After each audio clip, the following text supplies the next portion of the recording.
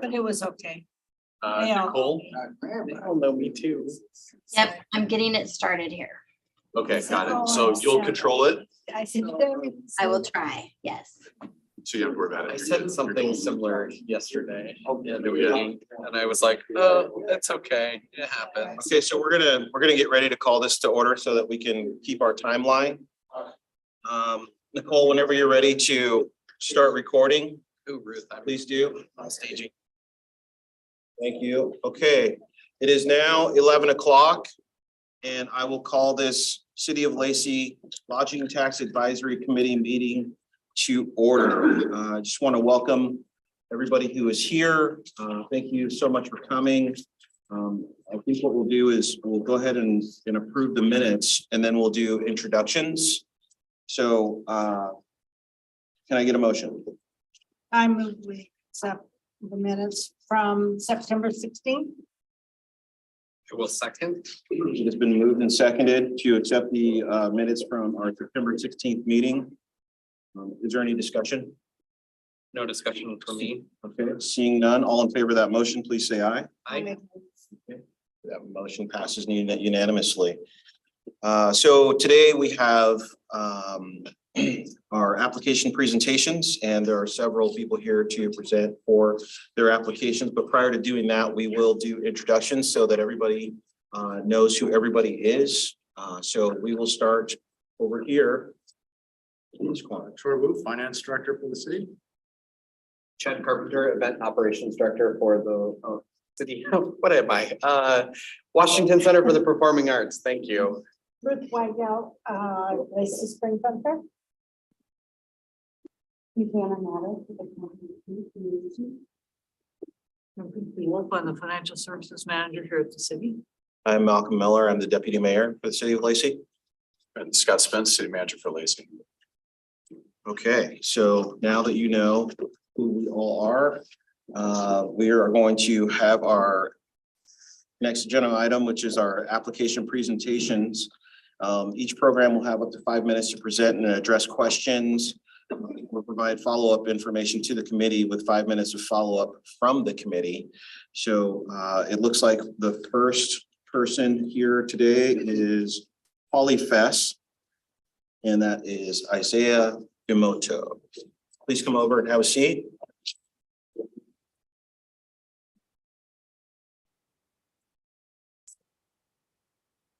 Good afternoon, good morning. Thank you for being here today.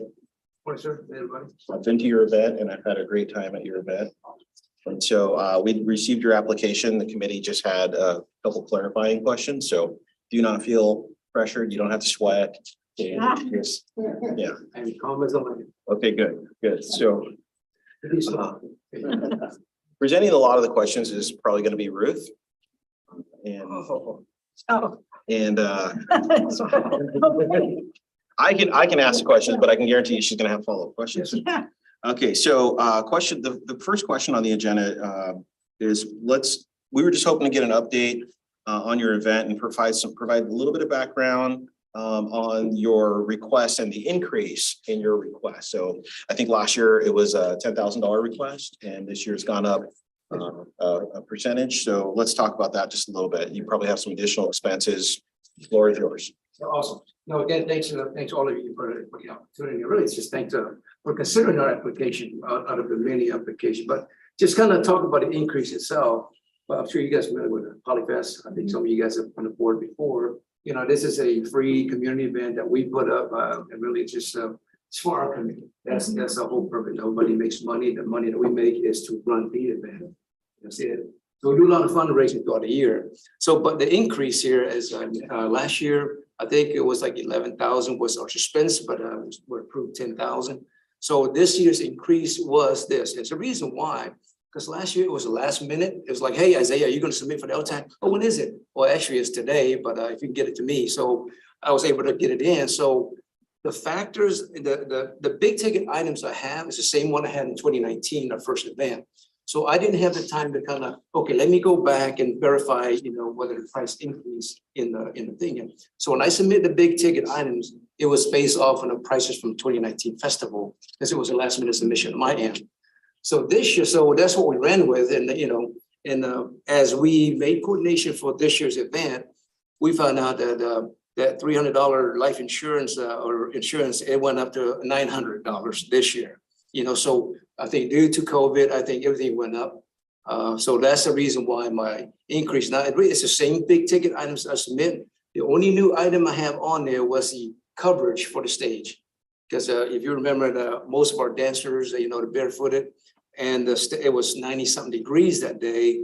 And if you wonder why they're not using the stage, but they're on the grass, it was, so that was the reason. So the only add on to my big ticket items was a cover over the stage. Okay. But then everything else is price increase because I used the 2019 prices for last year's submission because I didn't have the time to do the actual. So the price that you have now, that's why I have asked 13,000. It was based on prices from this year's submission and the new item for the coverage. Yeah, I remember being there this past summer, and I was wondering, I thought maybe, you know, the reason the they were on the grass. grass, because they love the grass. But I ended up needing to go up on stage for just a minute or two, but I had shoes on, Yes, sir. you know, so I didn't really think about that. Yeah. Okay. Yeah, I had a thought of bringing the fire department to kind of spray the thing there, but then that would probably create more muddy, you know, so. Then you might have used that insurance after all. If you Yes, sir, didn't. probably. Yeah. But that was the increase right there in our submission issue. All right, well, does anybody else from the committee have any questions for Mr. Isaiah? Yeah, actually, so we see that your total budget is about just shy of 13,000 and 95% of your fundraising is covered by that. What happens if you go over that?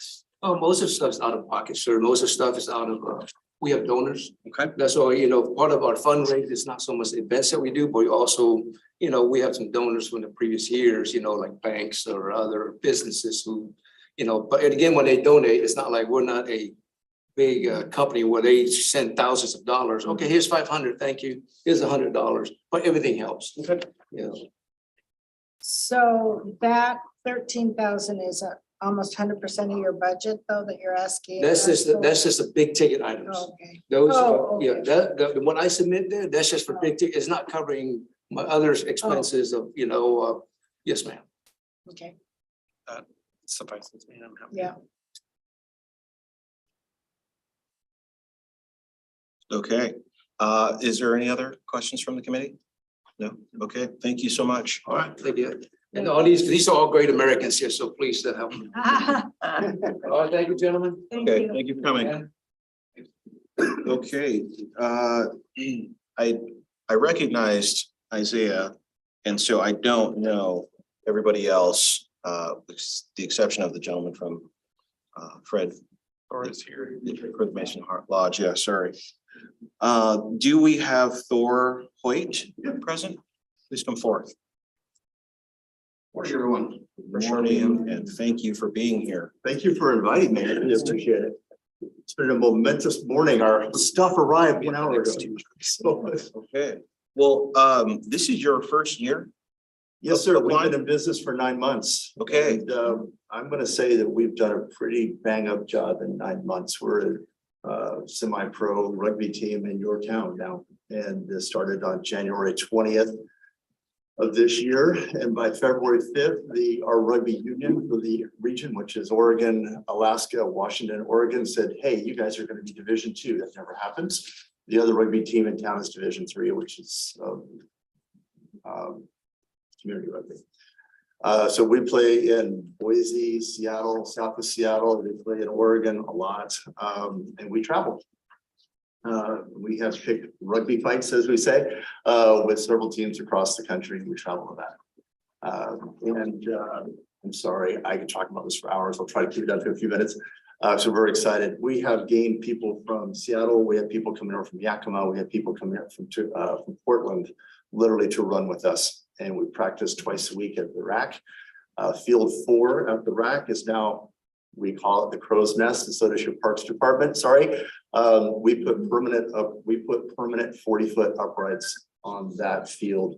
That is the only place between Seattle and Portland that you will see 40-foot permanent uprights in a grass field. You have the best rugby park in the Northwest. And I'm not just saying that, you do. It's a grass field. There's also soccer on it. It's smaller than the rugby field, but you have perimeter uprights that we purchased and donated to the city with the pads. That's all in here as part of the expenses. All the pads, we just made a deal this morning with Star Rentals to bring temporary lights out to the field for practices. So the light units, the light trees, they will do those for us and for the city, and they'll stay at the city property with waivers for the next couple of months while during the dark period. Our season is split in two. We go dark middle November-ish, and then we come back in February and play the second half of our season. And we bring in a lot of people here. We also basically took over our union, I might want to say, or at least I got an effort into it. One of our board members is now on the, is a treasurer for the union itself. And we're moving toward creating a rugby park with in conjunction with your parks department. The rack needs to be improved a little bit more with some turf fields and lights and stuff like that. And so the Parks Department, along with our club, are working closely together to identify funds and move toward that way so that you can have not just a premier soccer facility, and you do, but you'll have a premier rugby facility because there's a lot of rugby and you are geographically located in a perfect spot with lots of hotels, motels, and restaurants within 5 minutes of the exit to the interstate. And so we're very, very pleased to be a part of this community. Thank you. Okay, So your rugby season runs from, Right now. yeah, how many months? That's what So, I'm trying to figure well, out. it runs all year. Oh, okay. We take the winter off, Okay, and then in spring, we take about a month off. And then late summer, we take about a month off. So we run what's called 15s rugby. That's the rugby you all know with the scrums, all that kind of stuff. And then we run 7s in the summer, which is Olympic rugby. So the kind of Olympic games, it's fast. And those are tournaments. So this is the important bit for the summer is 7s are always 1 day or 2 day tournaments that bring hundreds and hundreds and hundreds of people. And we have the best pitch. I'm not joking about this. That's not puffery in any way. You have the best rugby pitch in the Northwest. That's a credit to your Parks Department. awesome. We're gonna move on to just a quick budget question. Yes, sir. It's just some clarification on your budget. You have that one up. no, I don't. I have it. Let's see.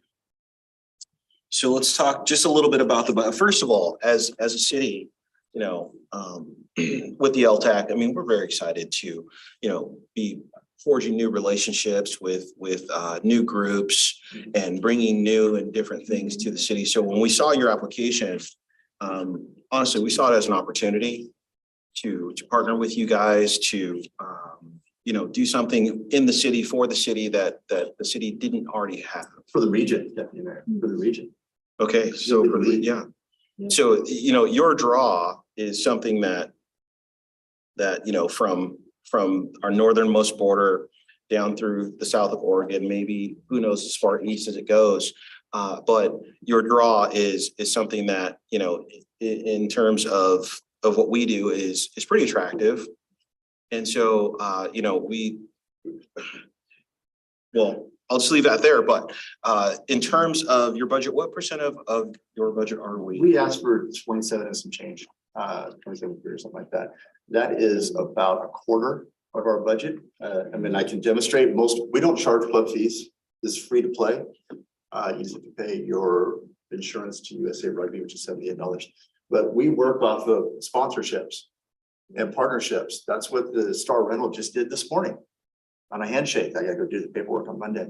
But all your businesses around here, Capital Eating and Air, and some folks in Olympia, we won't talk about them, but other folks in Lacey have come in and said, we're donating, and we're talking significant dollars to get us going here. So your percentage is not large. A lot of it is reimbursement for stuff that we've done that we call improvements to the rack, providing the uprights, the pads, the lights, this kind of thing. That's what a lot of this is. And then of course, we're bringing in tournaments and matches and all this stuff. We're trying to get the union playoffs here as well, because nobody has a good pitch. So why don't you do it here? So all the teams can come here. So I think that question was, so basically, we're only about a You're quarter percent Yeah, of your yeah, a budget quarter instead of basically. 40%. Yeah, okay, all right. No, We're cool. constantly fundraising now. Yeah. constantly find, I call, no, that's the wrong phrase. Uh, We're constantly seeking new partners. Yep. Thor, thank, Partners is a good word. thank you for coming in today. I do have a question regarding lodging. Our question 3 was not answered. We understand as the committee that we are the cause of the question not being answered. Yeah. We are interested to know if you will be partnering with a local. Yeah, yeah, we were Um, a little gobsmacked by the question, honestly. We're like, well, I don't know. So, We quickly recognize that yeah, after looking I at the appreciate that. applicants. I So appreciate that. It was not an intent to avoid, but we would love to partner with any kind of hotellery that want to do so. So we could provide block rates or whatever, things like that. But we saw that question, we're like, oh, let's just keep moving. no, it's our fault. We're going to scrub that, and Yeah. fix it for next year, but Thank yeah. you for recognizing. Yeah, and how far in advance would you be doing that block, or would you be looking yeah. to do that block? I'm gonna put you on the spot for that one. Please do, and I'm not gonna apologize for our union. But I'm gonna blame the union. For scheduling purposes, sometimes that's pretty close to season. We're trying to rectify that with our involvement in the union. We're trying to professionalize what's going on at that level, because we're professional, we're semi-professional. We treat this as a business, as sports entertainment, not a club sport. This is sports entertainment to us. That's why we're involved. It would get to your answer. We have people like NFL people involved, Marcus Trupline, those folks are on the board, and a former Irish international rugby player, Justin Fitzgerald, he's on the board. So we know how to make this into a sports entertainment situation rather than just another club, right? To answer your question, we're trying to get those schedules out further and further ahead of time, but sometimes it's literally 2 weeks ahead of time, and then we're, hey, we need a room block on this week and this week and this week kind of thing. Tournaments are further out. Tournaments are kind of slotted because, you know, people kind of have their turf, right? And we know what we can fit in to the tournament schedule, as it were. Okay, It's not the answer, maybe you're looking for. that is the actually, detail. that is actually the answer I'm looking for, so I appreciate that. So, thank you. And then one last question. Yes, sir. Just, share your vision a little bit about, the Deschutes Rugby Club with the committee. How do you see this developing over the next? Oh, in 3 years, we plan on being a professional club. Rugby is such that is possible. It's not the NFL, it's not Major League Baseball, it's not those things where those are closed communities. I'm deeply involved in some MLR, Major League Rugby situations now. USA Rugby is still trying to find its feet again after going bankrupt in 2019. So there's a lot of opportunity here. You need to know, and this is very important. The United States is hosting the Rugby World Cup in 9 years, okay? There are only so many pitches. Your pitch, your field at the RAC is an international sized pitch with regulation uprights, and it's one of very, very, very few in this country. So you might get some stuff. I'm not promising you anything, but you might get a look or two because you have the facilities. And if we can improve those facilities over time, that's what we want to help do. We're not going anywhere. But we plan on becoming we're going to pay our guys kind of club and bring in some real runners and get affiliated with other teams. We are affiliated with some international folks now, but those are more handshakes. We're only 9 months old. We're a startup, so, but we're doing well, we think. Awesome. And we would love your help. So Yeah. thank you for that. Okay, well, thank you so much for being here. We appreciate you showing All right. up today. There'll be swag available too, okay? So, thank you all.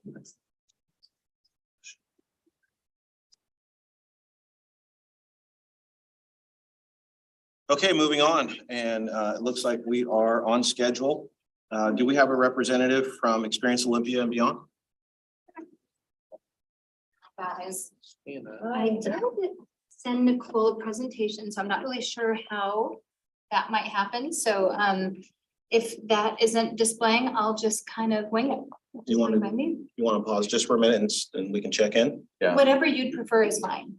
Nicole, are you going Submit to, it And we can get that up for you.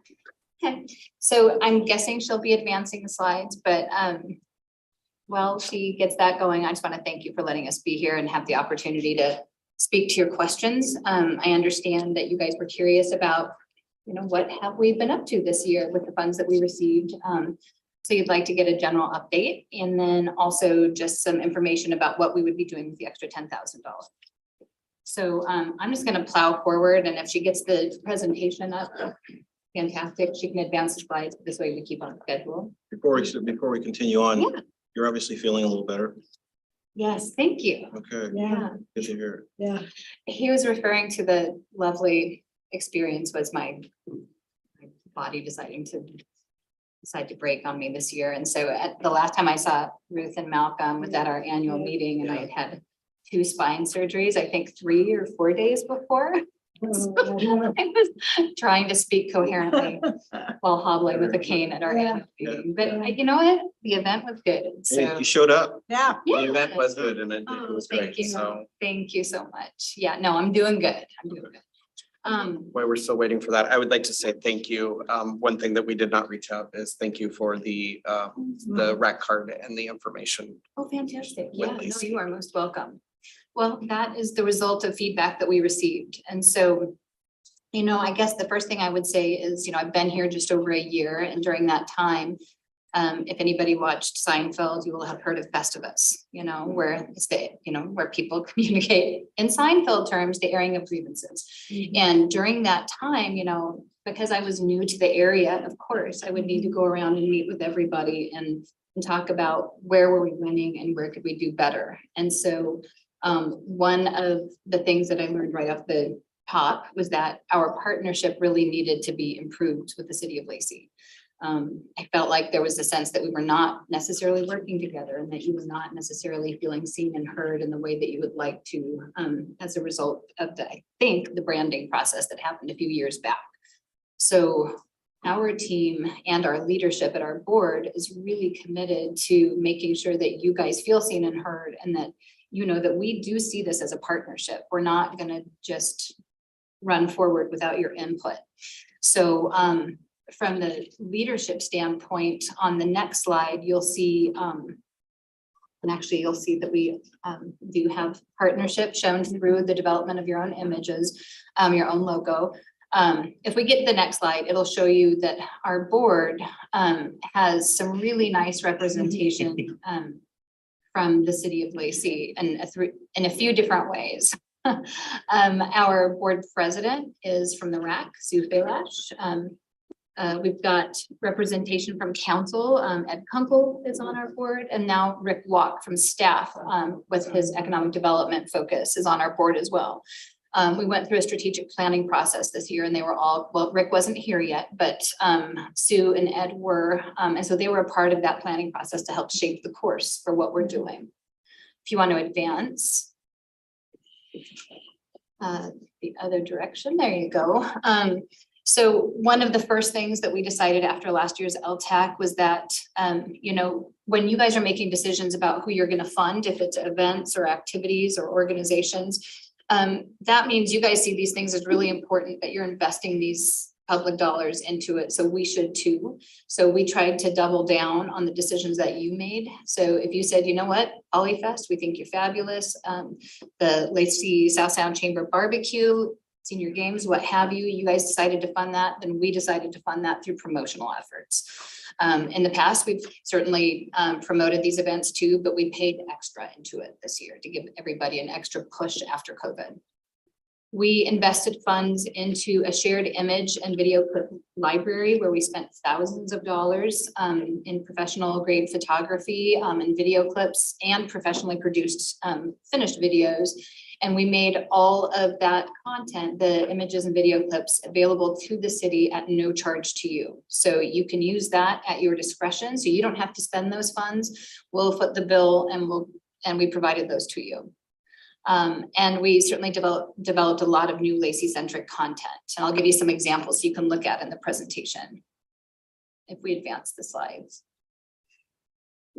So here's some samples of some social media and advertising supports, a few different things. I'm sorry, it's so small.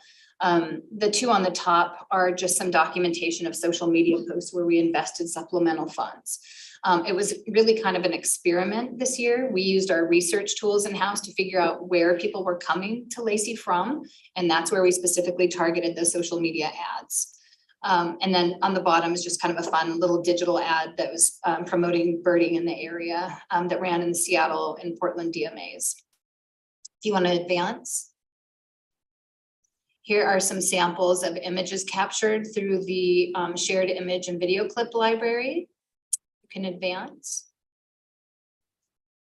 Samples of some expanded content. This year, whenever I heard that there's an opportunity that your group might be meeting or anybody from Lacey, I would quietly try to listen in, be like, what do they want? What can we do? And so when you guys were just kind of reviewing, I think you were talking about applications in a public meeting, like when you were making decisions about what changes to make, there was actually conversation about, I really feel like we could use more exposure for our parks, and it was really insightful for us because, we thought we had parks covered, but then when we looked into it, we thought, well, actually, we can do a lot with this. And so our in-house team really just kind of went gangbusters with it. And so we're going to keep doing that, but that's something that you can find online at experiencelacy.com. We did purchase the domain for you as well. You can advance. So I'm showing you the Lacey Community Guide. There's a printed version, which we provided for you. What's on this presentation, there's also a downloadable digital copy that people can access that way. What's not on here is the new visitor guide that we took in-house. In previous years, the city of Lacey had approximately a paragraph. I think it was just because of the vendor that we used was trying to fit everything in a specific format. And when we decided to discontinue that partnership with that vendor, we realized we could save a lot of expenses by selling in-house, by going with a different printer, and then we could take the Lacey section from a paragraph to several pages. So, and keep our cost under what we spent before. So that was a really good move for us. If you want to advance. Obviously sales and sports support is really important and was the backbone of what we were trying to do, not just because of relationship building with Lacey, but because it's the right thing to do for these destinations. So we've tried to have Jeff really actively engaged in selling tour and travel for meetings, for sports. We've sent him to trade shows. He's conducting fam tours, sales missions. It's not been an easy lift for him, on the years preceding that early difficult time from COVID. So we're really pleased with the progress that we're making. If folks don't know what bid fees and sponsorships are, basically to encapsulate it, if there's somebody who's bringing an event somewhere and they reach out and they say, hey, we think Lacey could be a great spot, it's perfect, but also so is Yakima. You guys have the same number of fields, whatever the thing is, show us something to make it worth our while. So Jeff can go in and say, well, we'll pay for your porta potties, we'll pay for your referees, we'll do whatever it takes. We arm him with funds that you guys share with us to woo them to our way of thinking and to our destination. We gather community feedback through the Sports Commission to aid him in that process. He's been providing economic impact calculations for the RAC so that they can kind of demonstrate the value for you guys in a more measurable way. And then really important is the Certified Tourism Ambassador Program, which I know you're involved in a leadership role. That's really important so that we can arm the community, not just Lacey, but the whole entirety of Thurston County. Anybody who signs up for that program is taught how to tell the Lacey story in the way that you guys want. You can go ahead and advance. So here's what we're proposing to do in 2023. We want to use increased funding to increase how we further support your decisions today. So if you say, these are the events, the activities that we want promoted, then we're going to come on your coattails and further promote that with more budget.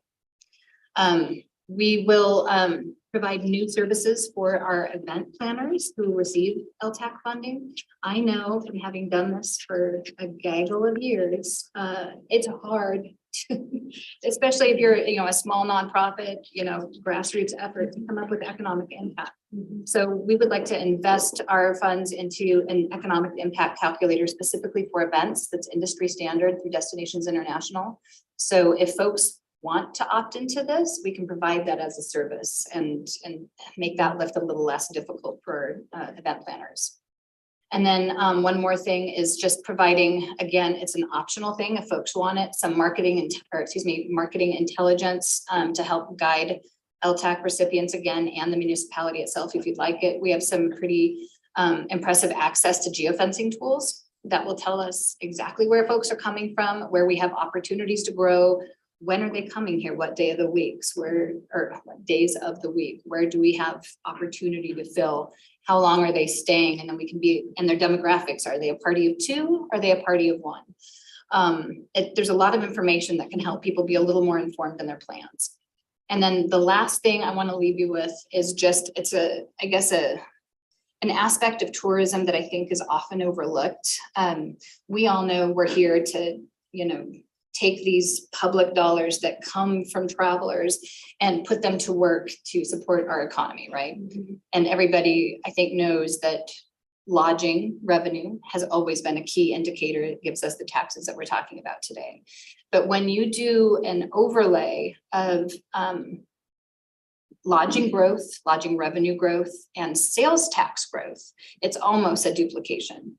So what that means is obviously we have multiplier effect. When folks come in, whether they're going to the Washington Center for the Performing Arts, if they're coming for rugby, what have you, they're not just going to stay at the Candlewood Suites. They're going to go eat out in the neighborhood. They're going to go shopping. And why sales tax is important is because it's how we fund EMS, fire, police. So when we don't really invest, in these programs like an ROI standpoint, then you get out what you put in. And so it's kind of a double whammy that I just don't think our industry has really told that story enough. So, but it means a partnership, so that's what I have. So thank you. I have a question. So when you're talking about all these tools that would be available for lodging tax recipients to market, do you plan on having a workshop or bringing people together and saying what you could do for them, or how do We you? sure plan? could. Yeah, we sure could. I mean, what we're not gonna do is say, hey, guys, here's a login. Get in there and try to figure it out. That would be an absolute Right, nightmare, and right. it would be a violation of the terms of our use Right, for the tools right. that we have. But what we could do is we could have a workshop where we invite everybody in and say, these are the things that we can provide, and this is the timeline we'd need. Because I know, like, one of the things that happened this year is as we were getting closer to all of these various communities, LTAC deadlines, maybe like the day before, somebody would say, hey, can you tell me exactly where this thing happened? I'm like, I'm writing my LTAC application right now. If you could have let me know, maybe further in advance. So I think there needs to be a formal process for it. I think you're totally right. And then it's even Steven for everyone. right, Nobody feels like, well, right. how come this person got this? But we Right. did. Yeah, pretty is meant. Okay, well, economic impact calculators work really well, and when they are able to really bring in the intel that we can use, it's usable and actionable intel, and I've seen them. I've seen presentations of, those numbers and how they really affect a community. I saw it in Tacoma, and there's Tacoma's numbers, but I think it would be a really good tool for us to have here. And so that we can, we're currently in the process of, making our application so that we can have more measurable results, so we have better metrics to go on in following years. So I'm glad to hear that. And the geofencing, I use it in my industry. It can work well. You just have to understand what the parameters are. Yeah, right? yeah, It's not gonna, I'm never gonna say to an event, like a ticketed event, that you guys know, right? If you're a ticketed event, how many Yeah, tickets are right. sold. Oh, yeah. And so I would never say, well, my geofence says this, because how geofencing works is it will capture how many people had their phone on, were their location services on, were they pinging off of cell towers? I mean, there's a lot of hoops you have to jump through. So we don't claim to know nose to nose better than the people that are managing their own events. But there's a lot of background data that can help inform yeah. how those things come together. Okay, so then my last question is, LTAC funding, our events, you're suggesting that you guys really want to promote those. And in order to promote those, it would seem to me that, the sponsors of the events or the originators of the events might be able to help with that, might be able to provide you content. Or Oh, is that absolutely. something that's happening, or is that something that we need to facilitate maybe with Nicole? Because as these people come in here and say, hey, I want, to do my event, I would imagine that they have the content that you might need, the pictures that might help, all the different things. So is it possible, what I'm wondering is it possible that we can set up something where they can provide content and that you could that you could use or sift through, because a lot of times what happens is, and I know this for myself, sometimes people use an image of me and I'm like, dude, I have a way better image I'd rather that you use. But you not use that one. Yeah, can we please, you know what I mean? So, I do know. so I do. in this effort to, you know, promote the things that we are funding, I'm wondering if it's possible that we could set up something where we could, you know, get content from the people who actually do the event for some of that promotion. And we have the majority of that workflow in place now, but what we don't have is the connection with the LTAC driving it. So last year, one of the first decisions that we made when I came in was to dismantle our requirement that people who we promote be members. But it just, for obvious reasons, it was time for that to go. But when we did that, on the heels of that, we started to develop the new website. And one of the things that's on there is anybody can go in and submit their event, choosing their own photos, putting their own information in whatever documents they want. And then we've also added a secondary calendar so that we can sort, like, this is where our tourism events go. And these are where maybe more like fundraising community events go. Like if you're having a pancake feed for your local firefighters, we still want to promote that because we think it's important, but it's probably not going to bring somebody in from out of the area. And a lot of the folks are participating in that. And what we've had to do is our very small staff is calling and emailing and just kind of shaking the tree, trying to get people to do that, so that we get that. But if it came as a part of a workflow from this group that said, hey, you know, Lacey LTAC says we think we want to fund you, here is a first step you might take. Please get a hold of the VCB. Here's their link. Put your event on their calendar, and then we can figure out how do we put together a promotional program on our end that really gives everybody the best opportunity to be successful. Awesome. I think we got that captured then. Okay, well, we appreciate you coming, and as you know, as we continue to develop this relationship, we look forward to seeing you more and more. Yeah, I would love that. Yeah, so thank you for being here in the interest of. Yeah, I appreciate it. Thank you. Okay, Appreciate it too. Okay, thanks, guys. Sorry, I know I'm over. you're good. Okay, so moving on, our next is Ryan Perkins from Olympia Soccer Foundation. Thank you for having me. You bet. I am feeling not prepared compared to that beautiful PowerPoint. That's okay. We just want you to share your vision and goals for the Olympia Soccer Foundation. Yeah. With us a little bit. Yeah, so first and foremost, I just want to make sure that we're all on the same page. This is an organization that is essentially tied to the Holy Town Artesian.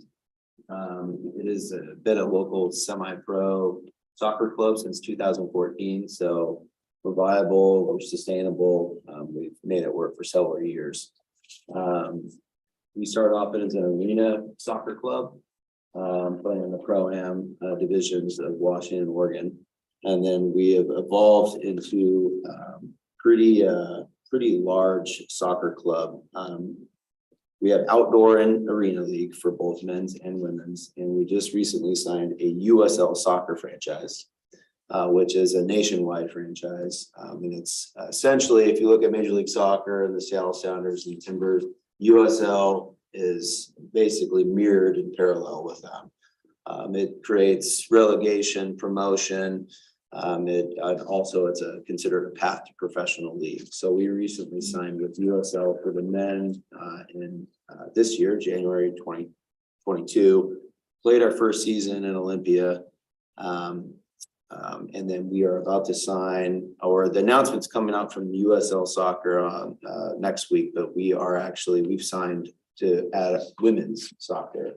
So the first ever Washington State team to have a women's USL franchise will be here in Lacey, in Olympia. So that is kind of the adult side of it. The vision, which I think is the key thing that you mentioned. There is significant flaws in the United States soccer system and a pay-to-play system. And we believe that the Holy Soccer Foundation and Holy Town Artesians can provide unique ways to make sure that families that can't afford soccer training, soccer equipment, soccer apparel, regular year-round training, practices, tournaments, games, that there is an organization like ours that can provide that funding. our goal was to bring professional soccer here and start a youth academy. Now, this is something that is gonna be brand new for this region. It'll all be USL run. We are in talks with Jennifer Sue, USL investors, to provide a soccer stadium here in Lacey. That's the only point at which point we can have a USL pro team. But it's also the only city parks that has displayed significant interest in having a dedicated soccer stadium, because I don't know if you guys know this, but Thurston County does not have a soccer stadium. They're all surrounded by tracks. They're all far away from the field. They're all got football uprights. Nothing against football. I kicked field goals in college, but the problem is the soccer venue has to be, if you want to bring pro soccer here, MLS, USL, you have to have a dedicated soccer stadium. And so at that point, that would be the vision. So the youth academy in the future, academy soccer is where top level kids from around Washington, Oregon actually travel to this area and play for a regular youth academy team. And then they travel to the United States, they go to college showcases, and they participate in worldwide soccer competitions. That's the vision. The funding that we are asking for today is because we have worked on, spent a significant time with Jennifer and Sue to identify the RAC as the future of our practices for USL, youth camps, youth education, and our home USL site until we can dial in a soccer stadium for this region. The amount that I'm asking for is actually allocated to be spent to rent the rack. And that's it. So I felt weird asking for more money where I could probably find sponsors and things like that for the jerseys and the coaching staff. But in this case, funds, or I should say this, we have felt considerable impact from cities, municipalities, schools that we are not welcome in the community due to rising prices. Tumwater School District raised our prices 400%, and Evergreen State College, which we play arena soccer at, raised our prices 700% just last week. We feel that we are not welcome, even though we feel that we are providing people and entertainment and community. Yeah, so it's a struggle to maintain sometimes the inspiration in my heart to continue to fight when so many people look at what we're doing and they go, well, we want a bigger cut. We want to hurt your bottom line, to the point where we've had to reduce our practices to once a week and not have an assistant coach for our arena team and just have a head coach. So that's a whole other conversation, but this one here, I do think that the city of Lacey is, Parks Department especially, has shown that they are one of the few entities in this entire region that is willing to come to the table and work with us on, advancing the soccer community here locally. So that's the really long-winded vision. So do you also work with the school, North Thurston Public Schools, and too? Have you been working with them? Yes, the only issue that we have with North Thurston High School is the track. The viewing deck is too far away from the field. I just was curious if you had, because you mentioned Tumwater and I just didn't. Yeah. Yeah. Another thing is to rent North Thurston High School for 40 practices and 14 games is you're getting closer to $35,000 for lights, box office, restrooms, locker rooms, custodian. Mhm. So it's still an exorbitant amount of Yeah. money that I'm not. I've worked on some situations with Sue and Jennifer that we can bring in 500 seat temporary bleachers, mobile locker rooms, temporary fencing into the rack as a Band-Aid. So this is your first ask? This is my first ever ask. Okay, so, well, thank you so much for being here. And I just want to say, standing up an organization is never easy. And so we appreciate you, bringing this to us, bringing your concerns to us and making an attempt to partner with the city. And hopefully, we can develop some kind of a relationship and we can look out for you potentially in the near future. And maybe there is you know, the fact that you're partnered with Jen is a really great thing because she knows her job and she knows this kind of stuff inside out. And I don't think you could have partnered with anybody better. Thank you so much for being here. Yeah, I appreciate you guys' Yeah, time. thank you. Thank you. The evergreen thing, we get hand warmers as somebody that goes there, so Oh, to the arena? Yeah. Oh, it gets cold. it gets super cold there, so. Yeah, we're probably gonna find a new spot for arena too. Yeah. Keep us posted. Okay, Wow, so it looks like we are on time. I can't believe Very it. glad to say that. And next, do we have a representative from the Fred E. Harris Masonic Lodge number 70? Good afternoon, sir. Good afternoon. It's still morning a bit, although it's afternoon somewhere. So good afternoon, greetings to all. Greetings, and you are Lester. Dixon, Dickson. I Okay. know you have Melvin Harris on there, but actually his name is Melvin Butler. I know Melvin Butler, but he's not on here. It's Floyd. And so, Oh, Floyd, oh, okay, Yeah. well, on my agenda it says Melvin Harris. but- we're gonna start with just an overview of your event. Obviously, you know, we know your event. Okay. So you all don't right. have to explain the whole thing, but just an overview of your event and then we'll move on from there. Okay, all right.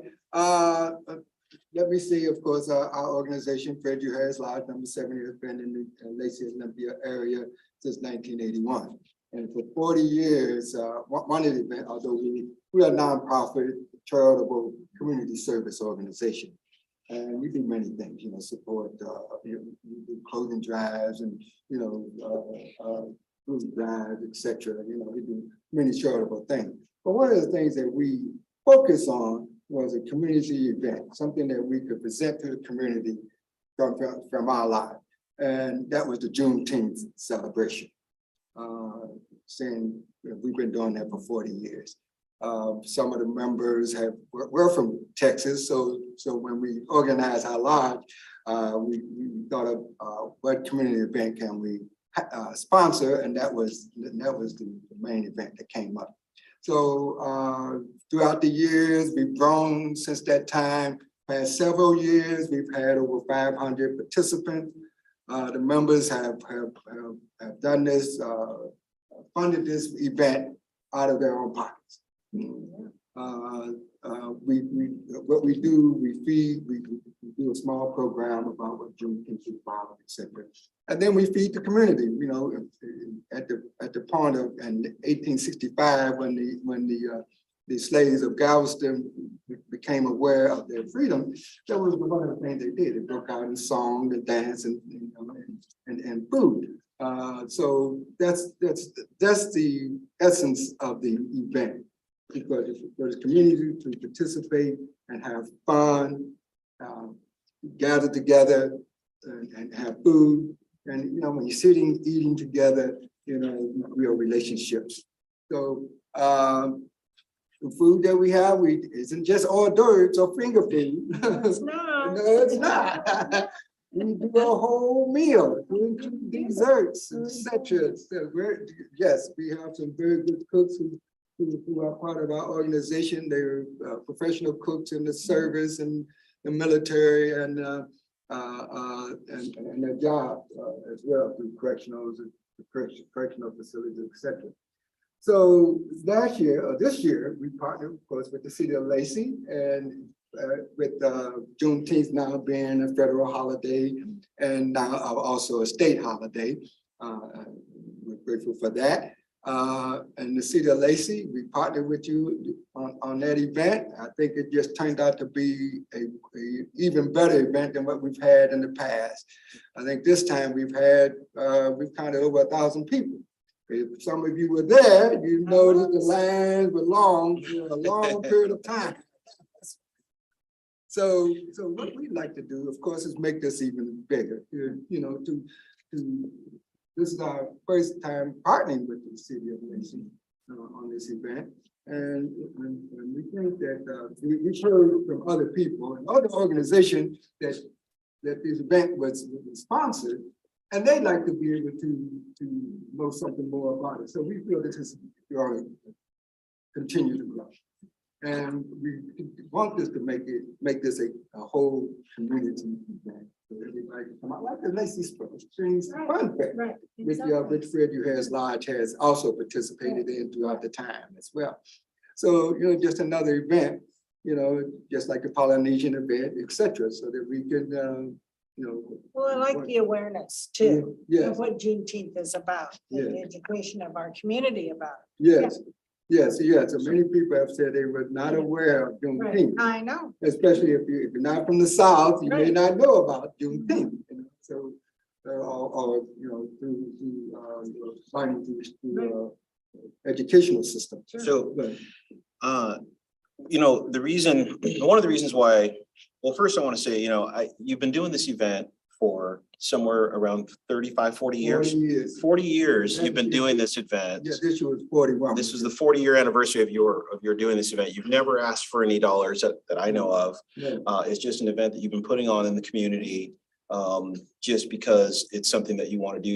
In doing such a thing, you have brought it to our attention that there are things happening in the community for the community that we just didn't know about. Mhm. Okay, there are people who are in the community doing great things for the community, who have never asked us for a dime, who have never asked for any help, Mhm. who have just said, I want to make my community better. Mhm. And so, we didn't invite you here to ask you a bunch of questions about your funding or anything like that. We just invited you here to thank you. We wanted to say thank you for what you do, what you've been doing for 40 years, without asking for anything, without any expectation. It seems as if the only expectation that you have is to bring the community together. Yes. And so, I just, from me and this committee, just a deep heartfelt thanks for, because you don't do an event for 40 years without some hurdles, some Yes. struggles, Yes. without overcoming some things, without the rain or shine, without the volunteers that didn't show, without a whole bunch of things happening, but you've been consistent. Yes. And we are thankful that you do it in Lacey and are grateful for the opportunity to partner with your group. Good. And that's all we invited you here to say. Oh, great, Yeah. great. Yeah. Well, we look forward to continuing this partnership and making this a community-wide event even better and bigger each year, so that, we're all one people. And we should Amen. come together and help make this Totally agree. a great community. Well, thank you so much for being here, Lester. Thank you. Yeah, thank you, Lester. Thank All you right. so much. Thank you. Thank you. All right. We look forward to hearing you. Okay, next on our list is Cider Fest, and do we have Alexander here? Please come on. Cider Fest. Speaking It's a good morning. It's a good one. No rain. Yes. Thank you for being here and Cider, doing the Cider Fest Anonymous Golf Club. Let's see, our first question is, just, identify the dollar amounts, for your responses to question number 12 on the application. And if we have that application up, we can just go over it just real quick. I was gonna print some out, but my printer ran out of black ink. So I have them all here. No, that's all right. We have them too. Ruth, you have yours up? What, my, Question 12. I'm so 12, yeah. looking for it. There we go. Yeah, you didn't identify your top sources of money. Yeah, so I So, went okay, okay. and we worked on some of these amounts. So for ticket sales, last year it was right around 13,000. For sponsorship, we had about 7,000. We didn't sell a lot of merchandise last year, but this year we're hoping to sell about $1,000. That's just a guess. Drink card re-up purchases, probably about $1,000, hopefully, the event. Is that planned or is that what you had in the past? It sounds like people didn't really do it in the past, so we're gonna push it harder this year. And then for LTAC, we're asking for about $6,000 this year, so that would be. The amount of the top five, but we haven't had that in the past, so.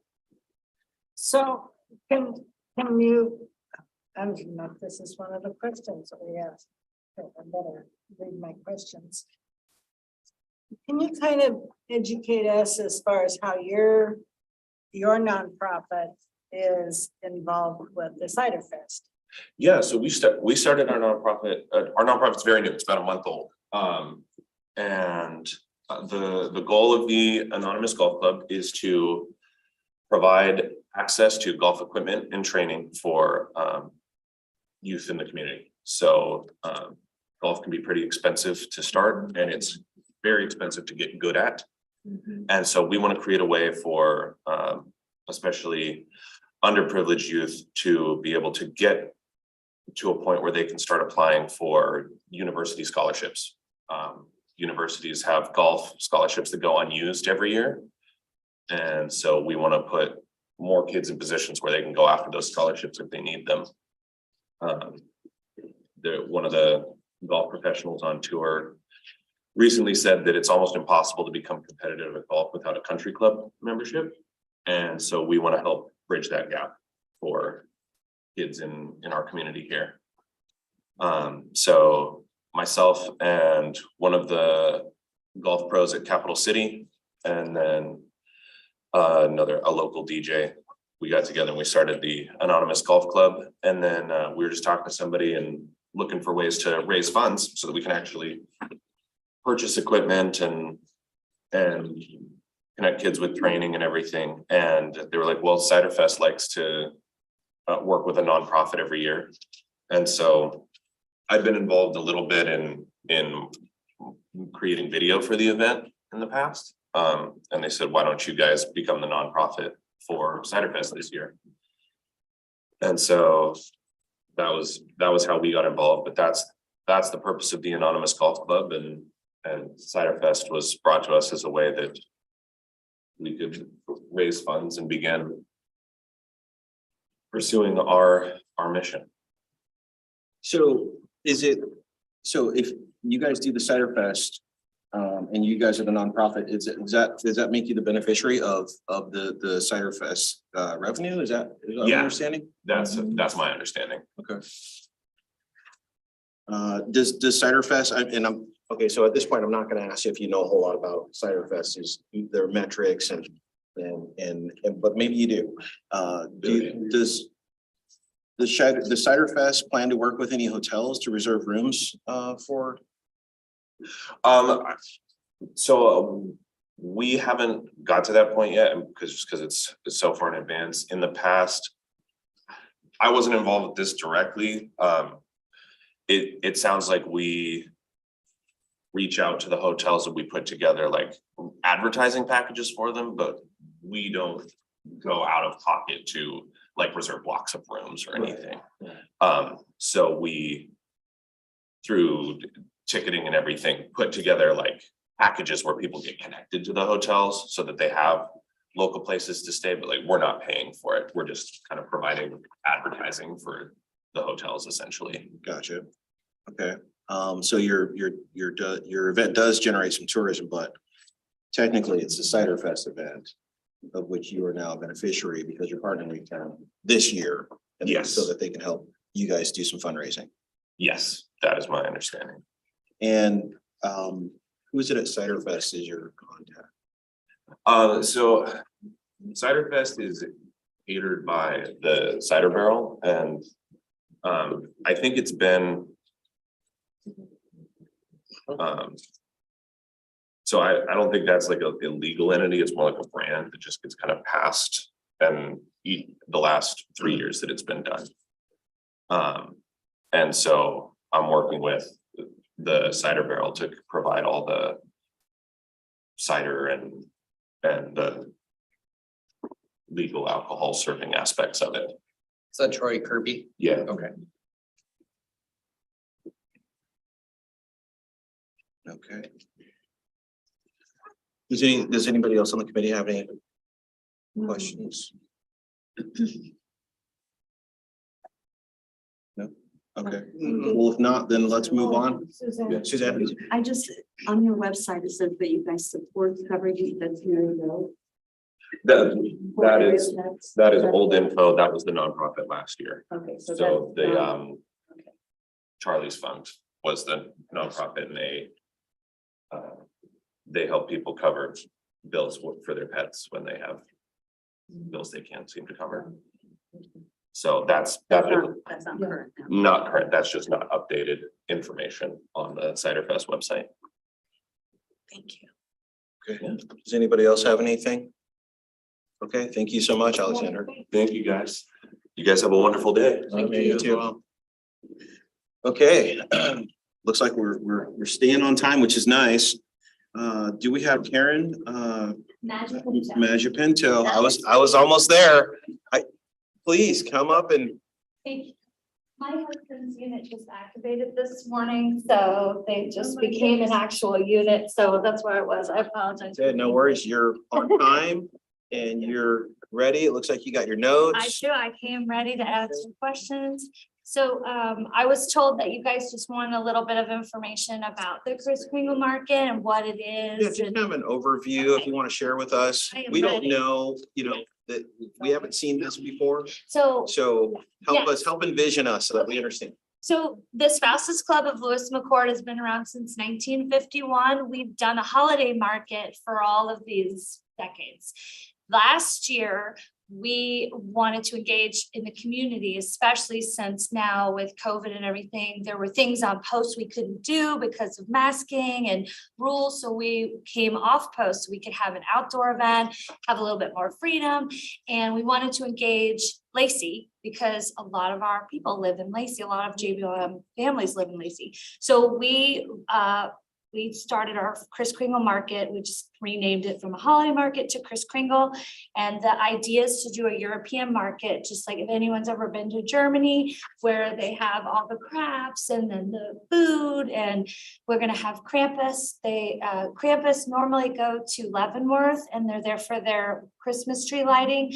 So they are not gonna be in Leavenworth this year. So the people that would normally go to Leavenworth, we're hoping will come here because Krampus is going to be at this event. So if that's one of the things they like to go see. This is our second annual Kris Kringle this year. What I've applied for next year will be our third annual. It's at the fairgrounds and we. Was it last year at the fairgrounds? It was. We did the Thurston County Fair, so we learned a lot of good lessons last year because it was our first time doing it this big. But we take over the whole fairgrounds, so we're in all of the buildings. This year, we're gonna have Krampus on Friday, and if you bring a toy, then it's one of the things they do is collect toys so that they can then give them to a nonprofit. The nonprofit that they're gonna give their unwrapped toys to is going to be Santa's Castle.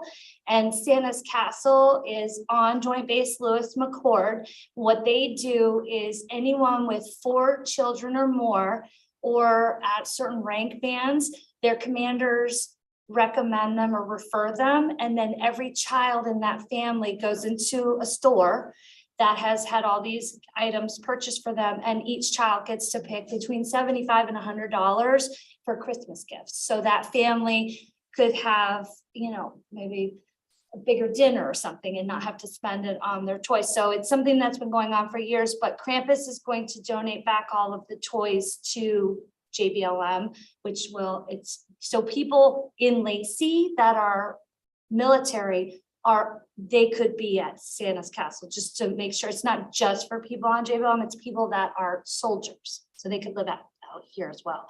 The proceeds from the event go to the Spouses Club Community Grants.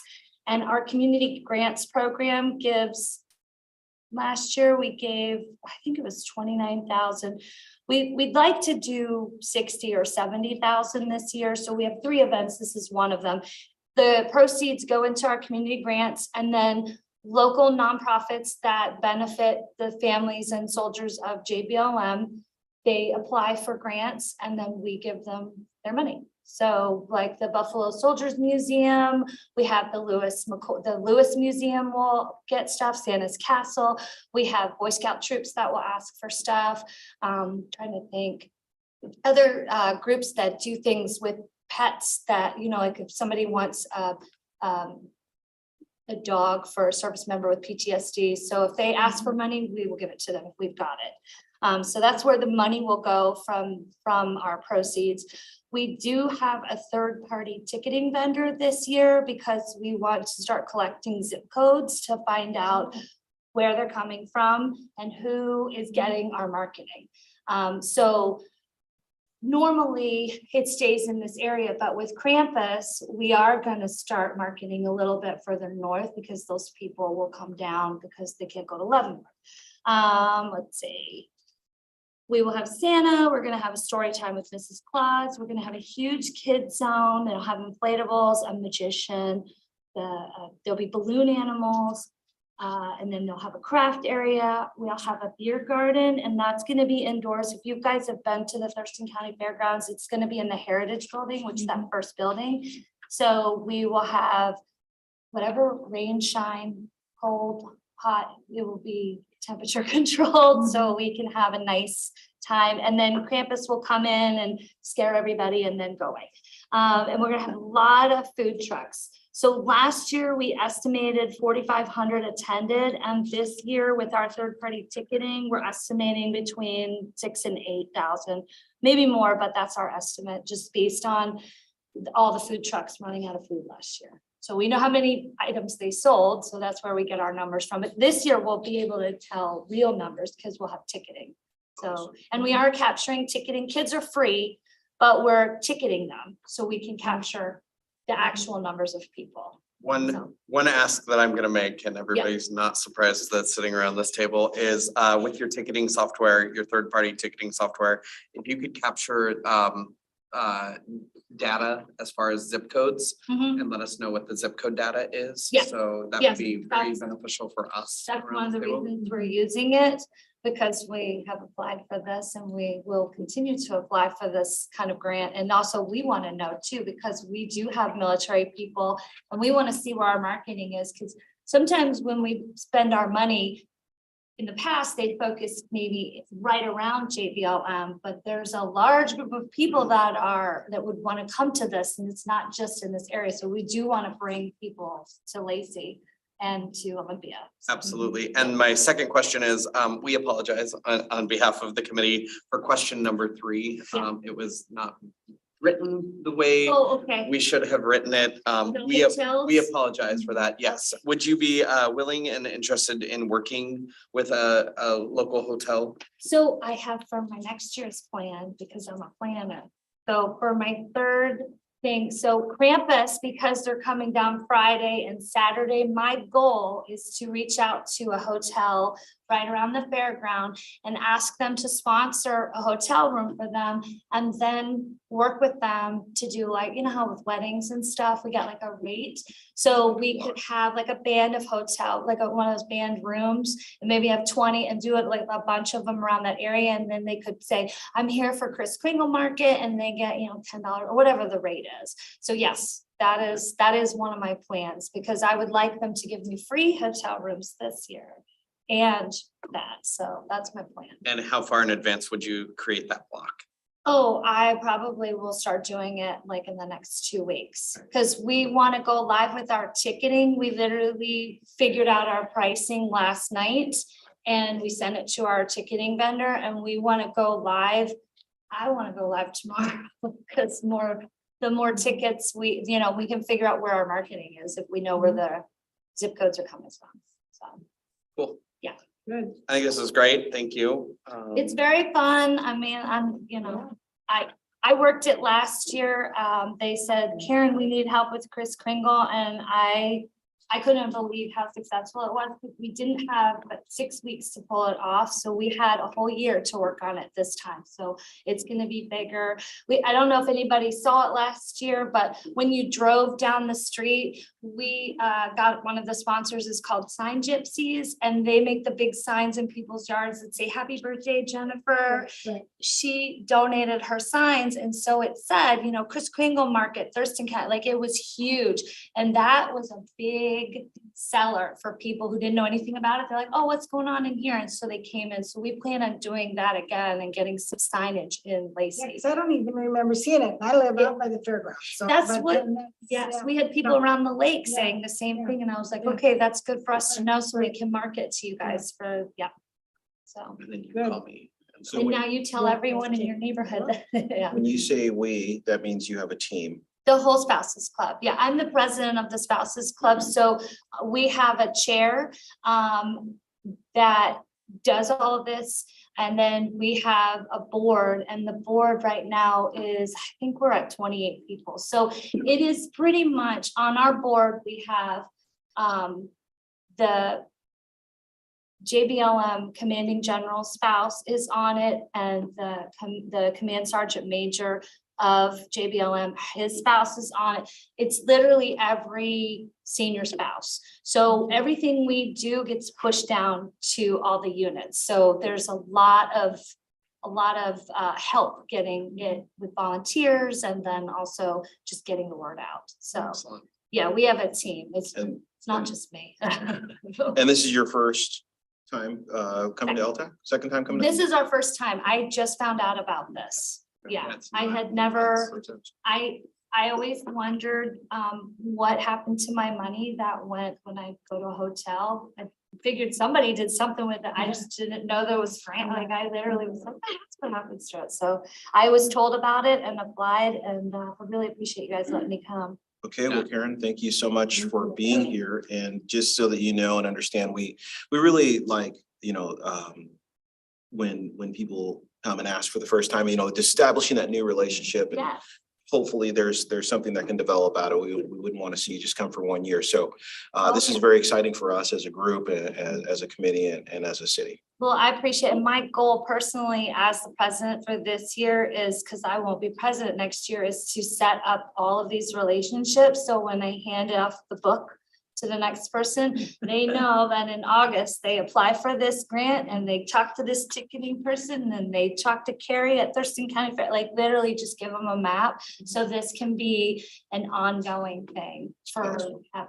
So, because more and more of our families are moving to Lacey. They used to go north, now they're coming to Thurston Yeah, County. that's what Malcolm says. Huge, yeah. Good.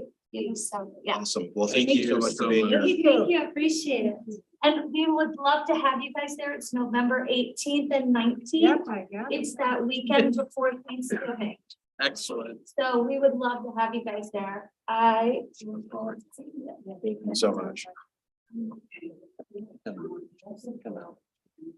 Okay.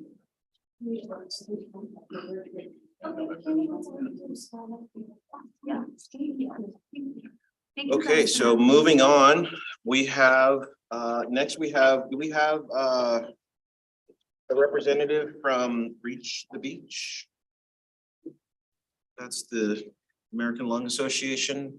We might want to check our online first. We have- Because it I went just promoted her to a panelist, so Steve should be coming on. great, so. Hello. Welcome, and just if you could state your name and just kind of give us the vision of your event. Sure. My name is Susan Altman. I'm the executive director for the American Lung Association here in Washington. And we are hosting Reach the Beach, Washington tomorrow in Lacey. And so we are glad to join you today. We are a 100-mile cycling event that starts at the RAC, has 4 different distance start locations and ends at a finish line party in Westport. Last year was the first year that you saw a application from us. And I'm going to share my screen and just show you a little bit of results. So part of our part of our, thank you. So part of our application is to fund a digital lead generator campaign. So this is results that we saw this year from a 8-week campaign. We had a reach of almost 115,000 people. We spent just about $4,500 and we garnered 800 contacts for our cycling event that we then were able to continue to market our event to. Part of the funding from this past year was a sponsorship benefits for the city of Lacey. So just showing you some of the benefits here on our website, some of our social media posts about the event. One of the posts here on the top left-hand corner is our lodging partner in Westport, but we do also have a lodging partner in Lacey, because I know that that's a question from the panelists. Here's some additional materials. This is our event shirt this year, again highlighting the city of Lacey as one of our benefits. And I understand that there were some questions around what the setup at the rack was and what our route is. So our 100-mile start time at the rack tomorrow morning is from 7 to 9. We'll be duplicating that again for our next September event. We are at one of the shelters and we are set up between 6 and 7. We're have our participants through the rack by 9 a.m. and are torn down by 10. We are hosting our final packet pickup location today at the Quality Inn, which is our lodging partner this year. They are offering us a room rate for our participants that we promoted as well. Our participants cannot participate without a bib, so there's several packet pickup locations, but the final one being tonight at the Quality Inn. So again, hoping to promote room stays. And then I know that the second question was our route out of Lacey. And so I did detail the turn-by-turn directions, but essentially we're jumping on the Thurston County bike trail system as soon as we can. And really happy to be able to promote that great tourism point of reference at Thurston County and ultimately end on the Chehalis Western Trail before we drop out into our first rest stop and start next start location, which is Little Rock Elementary. Any other questions for me? Yes, detailing out question 12. We have fundraising, sponsorship and registration. Yeah. And it, like, is that right there? And I just didn't see it. Hold please, we've got the information now. Thank you. So just as a piece of feedback, your application was not allowing the dollar amounts to be populated into them, but you do have the income sources or the income amounts for fundraising, sponsorship, and registration. And those are projected numbers for next year. Excellent, thank you. Yeah. And your name is Season? Correct. Okay, I didn't want to screw that up. Thank So we got your application. We like your event. I like your event. I like the fact that being in we're your going to bicycle 100 miles. Did you say 100 miles? I said 100 miles. 100 miles on a bike from Lacey to the ocean. It's all downhill. You should get on the bike tomorrow morning and we'll just push you. It's a very exciting event. And I think last year was your first year. Last year was our first year requesting donations. This is our 6th annual event this year. And you've always done it from here? We've always done it from Lacey. Last year was the first year that we housed it at the rack. We've been at a church and a school, but it's always started in Lacey. Okay. Okay. So we appreciate you choosing our location. We like that. One thing I want to make you aware of, when your application came in, it came in beyond the deadline. So that caused us to have that creates discussion. Okay. Okay, so I you, appreciate that. and it's not that you created discussion, and I'm not saying it's a bad thing, but we want to see you guys here year after year. And so I'm gonna encourage you to make sure that application gets in, because we are going to be having a policy discussion about application timeliness that will be effective next year. I appreciate that recommendation. I think that the conversation that we had last year was why haven't we applied to your LTAC before? And as you can see, like the time is a little crazy in our world. So it's definitely a reminder on our calendar for next year. Okay, awesome. Thank you so much. And let's move on to our next. Thank you, Susan. Thank you.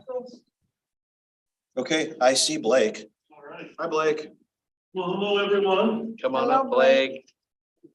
Thank you for having me in today. No problema. Yeah, come on and have a seat and talk about it. And did you get a list of? I did. They You got posted that? on a list of questions. Okay, good. And I thought I'd start, so question 12. I broke down our budget items for everyone. So I just want to take these and pass it down. They're on the thing, yeah. Yeah. There we go.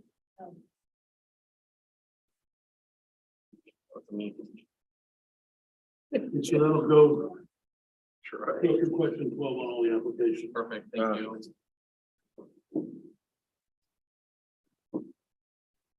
Well, Blake, you are doing a lot this year. I It's guess. been busy. It's been great. Yeah. No, it's wonderful. So, You happy to be back up and running and I'm thrilled to be back up and running. Out in the We've open. been in our new space now for a year, which has been fantastic. We are right on 8th Avenue there behind Famous Footwear in South Sound Center, so it's much more visible. Our walk-in traffic has definitely increased, which has been great. We've had a number of folks that didn't realize that Lacey had a visitor center before, and we were kind of getting back there on Golf Club behind Paulson's. It just wasn't a super friendly for walk-in traffic or for drive-by, so the new space has been great. CDC's been awesome to work with and very helpful, and yeah, it's been excellent. So, okay, so the visitor center is working out well. Let's do an update on the barbecue fest. yes, so Barbecue Fest was back. Can we? Oh, sorry. No, if you want to, if you have So- something more, please. So Discover Lacey, is that when we can, if we're talking about the visitor center? Yeah. So I know that some of that increase that we gave was part of Discover Lacey. And I don't see I personally, and maybe I'm not looking in the right place, but I don't see much activity on Discover Lacey. And last I looked, which was quite a while ago, a few months ago, I didn't see much on a calendar. Or a calendar of events, or I don't know, maybe I'm not looking. So Right, we spot. do a lot of Discover Lacey stuff through our social media. Okay. So we have a lot on Instagram, we have a lot on Facebook, and then we do have the Discover Lacey website as well, but our Facebook achievements.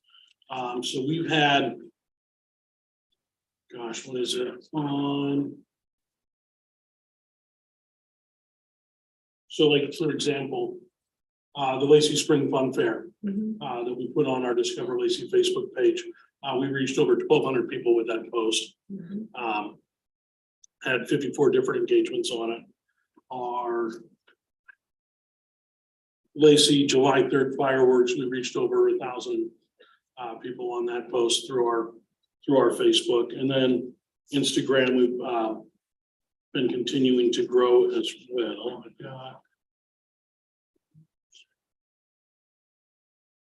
So last year, in the last year, we've increased our followers by 406. We've got 2,380 followers on Facebook as of August in 2021.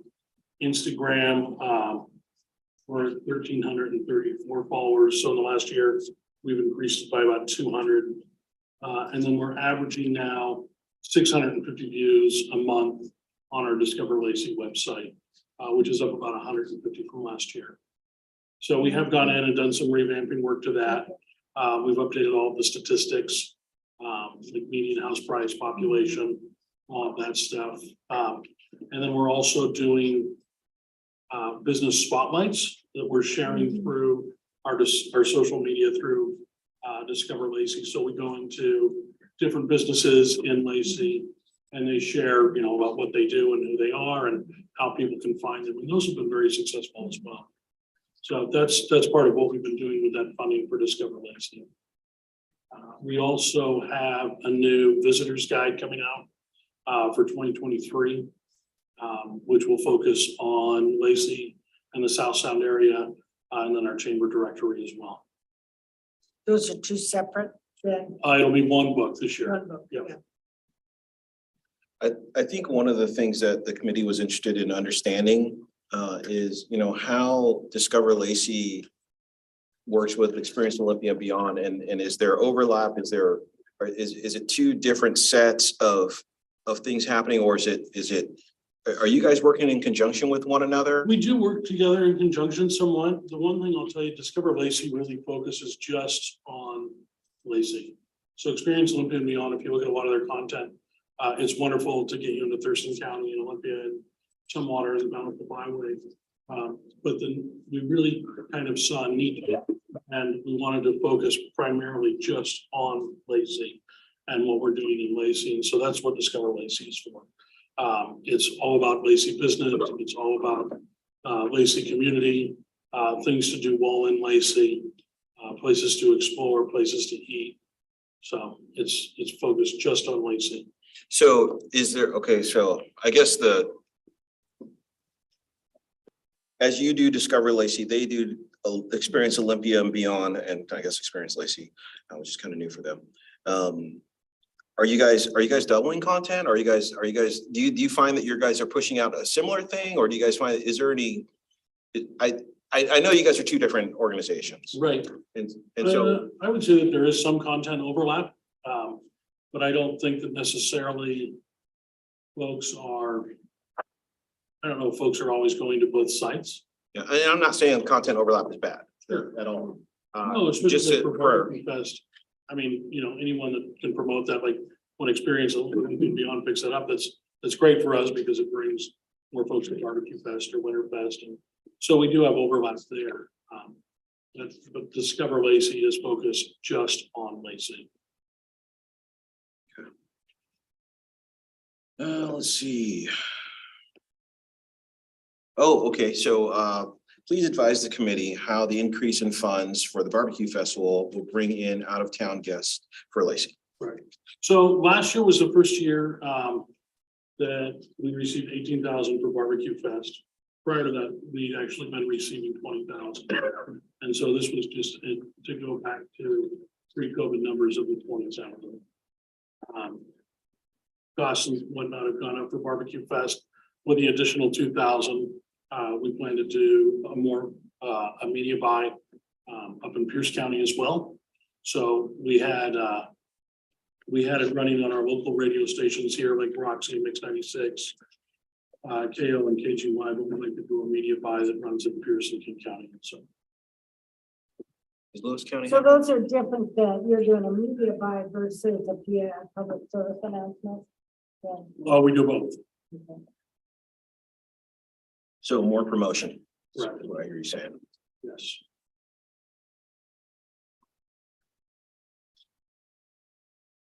Okay, so on question number 12, it looks, well, yeah, I guess you did do the breakdown of the sources of income for each event and program.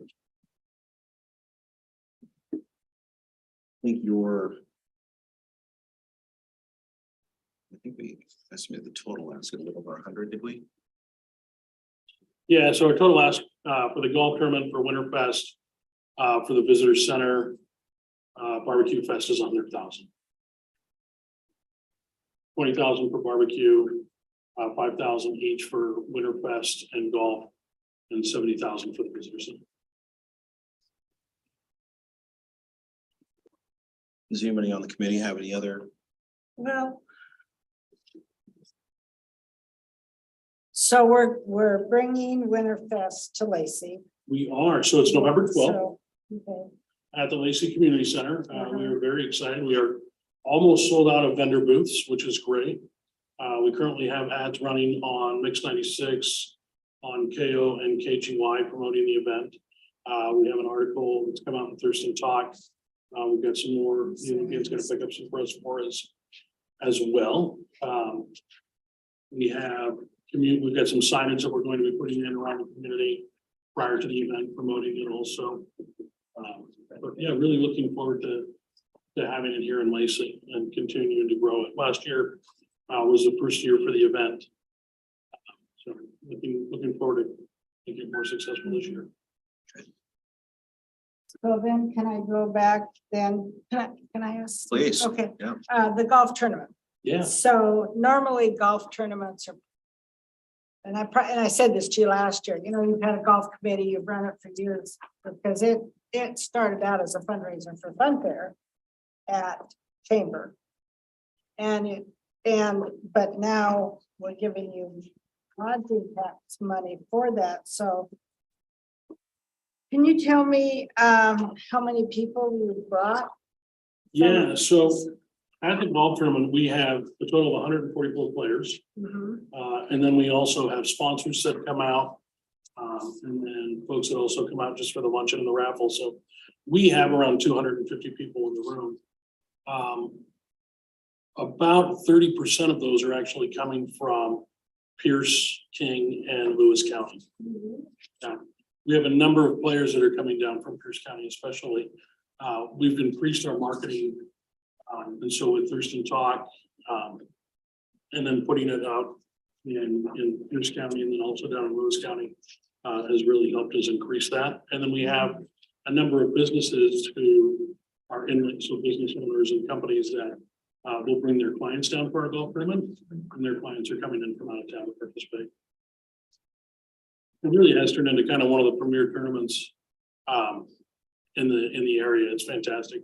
We make sure that we've got, interaction every hole with sponsors. We've got wonderful prizes that are donated by members and community members. So it's a big hit. It's a lot of fun. For the golf tournament and the sponsorships, do you have a idea as to how many Lacey businesses are in that sponsorship for each hole? Or so out of the 18 hole sponsors, I would say 14 are located in Lacey. Our main event sponsor for this next golf tournament will be in Lacey. And then we have the golf club of Oxbury, which is in Lacey as well. Okay, thank you. So I guess, and I'm just gonna say this, and this is just me talking too. $20,000 for a one-day event versus people asking 10,000 for a one-day event or 5,000. Sure. So me as a person that's trying to look at making sure everybody has, enough to put on their festival.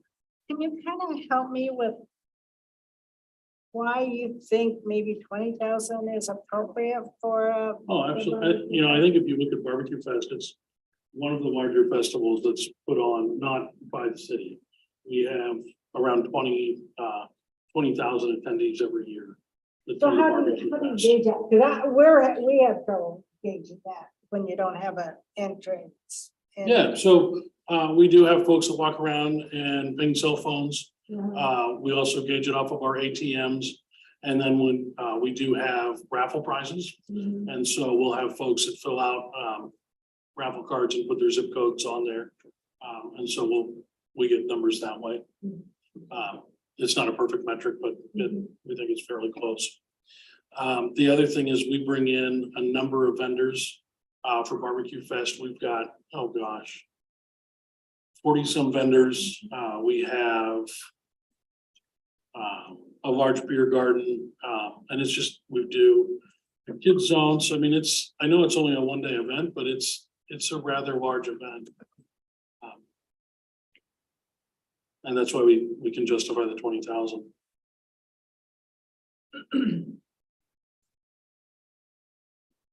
Okay, well, if there is nothing further, then like you are our last person today. All right, perfect. I will say real quick, one thing too that we did last year that we're very proud about, we partnered with the city of Lacey and we created a legacy award honoring a business that's been in business for 20 consecutive years or more. B&R Flooring was a finalist, Capital Development Company was a finalist, and our winner was actually Madeline over at Merle Norman. So in your packet, we do have a picture with the mayor and our chamber president and Madeline. That was a fun event. So kind of a cool new partnership that we're looking forward to continuing with the city for that. Hey, Lacey wouldn't be Lacey without capital development. That's very true. No, that's absolutely true. So, Zach is a very smart guy. yeah. Yeah. Yeah. Good. Any other questions? Good. Thank you, Blake. No, Well, that's thanks it. for having me. If you guys need anything, feel free to holler. Thank you for your support for the many years. We appreciate it. Absolutely. Have a great weekend. So how many staff do you have now still, just yourself? It's just Caroline. Yeah, Yeah, okay. just So the two of us. Do you contract with other people though or something even? So Corey from Parliament Productions Mhm. does a lot of our marketing and social media for us. And he's actually the one that is running all of our Discover Lacey stuff. Oh, okay. So we do contract with him. We'll do our best to Terrell as well. Yeah. So, Thanks. yeah, take care. See you soon. Okay, bye. Well, we made it through a round of I won't say interrogations. Questions. And I hope you guys are feeling that you got the answers that you were looking for. I think I got a lot of the answers that I was looking for. Yeah, does anybody else have anything for the good of the order? I do want to share with the committees. You may have noticed that we did not have one person here that was a South Sound Black Party. So we asked if it was possible, if they thought maybe they could locate in Lacey, and I guess in short, I mean, the port is a good venue for them. And so they've looked at other sites in Lacey and unlikely to do something in the immediate future. So I just want to make sure that was We reported are back. likely to. Unlikely to, Oh, correct. So okay. So we did not have her come in, given Okay. that Yeah. information. Well, that was. And we didn't miss anybody today, right? Everybody on this list was here. So with that, I think we got all our questions for today answered. Next Friday, we're back again. And the list is being compiled. We have an agenda for who's going to be here next Friday. It's just you. So. Is it just us? You've gone That was through all of it? applications? Yeah, this was- Yes, Oh, that's how efficient you are. hey, We could, I mean, Yeah, I was gonna say, we're scheduled till 1:30. If you wanted to have discussions on the various applications you just reviewed, you could do that. I think that would put us in a better spot for next Friday when I'm remote. okay, so yeah, I did have a couple of things Just gotta throw that in Sneak that in there. there. Sneak that in there. that I wanted to. Thank you, Lester. I'm on my way Sure. out, and thank you for this opportunity. Yeah, Welcome. sure. Well, we told you to do this. Oh, okay. And thank you very much. You're welcome. Thank you. Thank you all. Thank you. Thank you, sir. Yeah. Okay, so I did want to, I want to talk about, well, I don't want to monopolize the conversation, so anybody can jump in, No, but whatever you want tell to us talk what, about. you tell us. I was concerned about Cider Fest Anonymous I'm, because it seems like, you know, one is somebody sending somebody else, somebody under somebody's name. I don't understand it. And so to me, thank you, because Yeah. I didn't understand it either. so it's not Anonymous Golf Club that is the beneficiary of these dollars. They may be the beneficiary of the revenue from this event, but they are not the one who should be here asking, in my opinion. That is what I felt. I felt. And I just feel like he's too, what did he say, a month? And he can't answer the question, so no. it's- Immediately, my response was, if this is a valid application, to make this application valid, I guess, I won't say valid, but what I do want to say is, in order for us to understand and be able to accept this application, we need to talk to Cider Fest or Cider Barrel, Troy Kirby, whoever it is that is putting on this event and making these guys the beneficiary, and then sent this beneficiary to fill us in on details about this event that they don't really know about. Yeah, yeah. That's. It's, to me, that is a no. That whole application is a no. It's too, to me, fuzzy. It does seem kind of flimsy. Yeah. Fuzzy is a good word. But in the interest of I want to say honoring the application, but I'd like to say, in the interest of chasing down this event, I guess, maybe we can have, I mean, at this point, it would have to be a reapplication, because the funds aren't going to Anonymous Golf Club. Anonymous Golf Club is on here, but they are not the actual beneficiary of these dollars. Is I that, thought that I thought that they were taking the money from the Cider Fest. But their organization is only a month old. It's anonymous, and so and like you haven't updated anything, but anyway. Then they're gonna take the money from the Cider Fest. To me, fund it's a their program. pass through. To me, it's a Exactly. pass through. And I'm still unclear that they've got their act together enough to be able to. I just think they're too new, and it's a Well- pass through to give kids I'm feeling the same way. golf clubs or. I think promote. I think the concept is great. Yeah. I think the concept, golf is very expensive as somebody that has been born and raised on a golf course. It is absolutely expensive. I think the idea is great for that nonprofit that is just starting out, but I don't understand the connection between Cider Barrel and this, and it sounds to me that it would be a one-time event, because next year, if Cider Barrel is still sponsoring, it's another nonprofit that is coming on board, because it was like Charlie's. The first, what was that, Charlie's? Safari. No, it was Charlie's Pets. Charlie or- something, whatever. Oh, yeah. They're Oh, yeah. Yeah. their beneficiary last year. Yeah. Yeah, so it sounds like it's a different beneficiary every year. So it sounds like the person that needs to be here is Cider Barrel Exactly my and point. not Not the beneficiary. So that's, I would say, just on that merits alone, I would feel like we as a committee would need to draft a response back and to this, saying we like the idea, we like the concept, but really the ask needs to come from Cider Barrel. Yeah. But see, the Cider Barrel is probably not a nonprofit. It's probably a for-profit, For-profit. but they could have a nonprofit that they can create. I mean, that's not unheard of. Yeah. But that would be something that Troy would have to speak to. Yeah. You're confused too.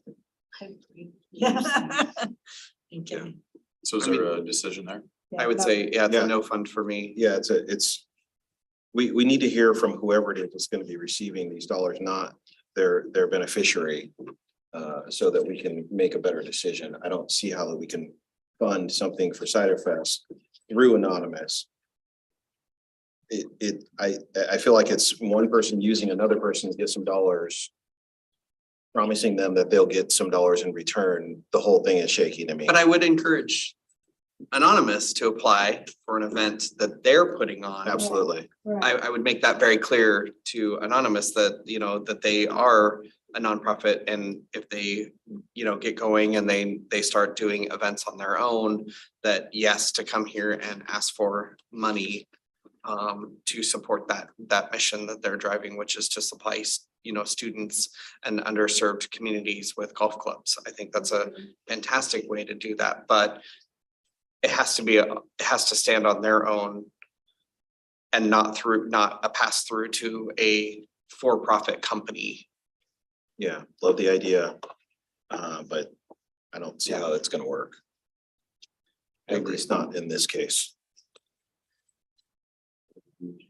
Love the military wife thing, the VA spouse reaching out, bringing their event to the Thurston County Fairgrounds, 7,000 people. Looks like a lot of people are involved. I'm very excited about that one. So do we go through these or how are we gonna, what do you think? Did we update Troy from last? Okay, so Troy's updated. Yay, Troy. So if you guys like, we can go over the numbers. Yeah. And see where we're at. Yeah, I'd like to look at the numbers. I'd also then like to, if we could go in order and say like we did last week. Yeah. Last week. So are you suggesting that we start at the top of the agenda and get the numbers from Polyfest, Shoots Rugby? Yeah, and then just see go where we're down? at. Yeah, If that works. do we have time for that, Troy? Sure, do you want a quick status of where we think you all are at? So Is that funding the full amount that they're asking? Cause some of them I'm not sure. I right, want. so we have about 306,000 in pending requests, not counting the 6,500 you just discussed, so about 300,000. And there's probably about 120,000 with the current revenues.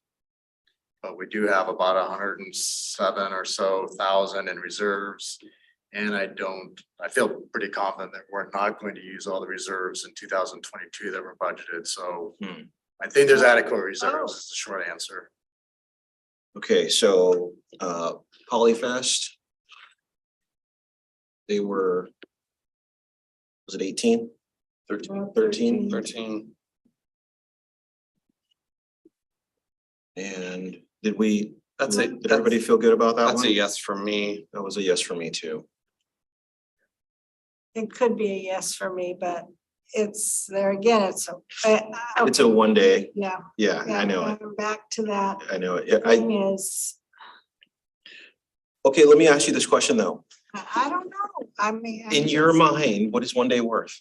Huh? In your mind, what is one day worth? What Well, is, I don't know because different people have different venues and stuff, but people have to work within their budget. So if you have somebody asking for 5,000 for a one-day event and somebody asking for 20,000, isn't that a big discrepancy? it is in that, you know, one car costs 10 grand and one costs 70 and they both do the same thing.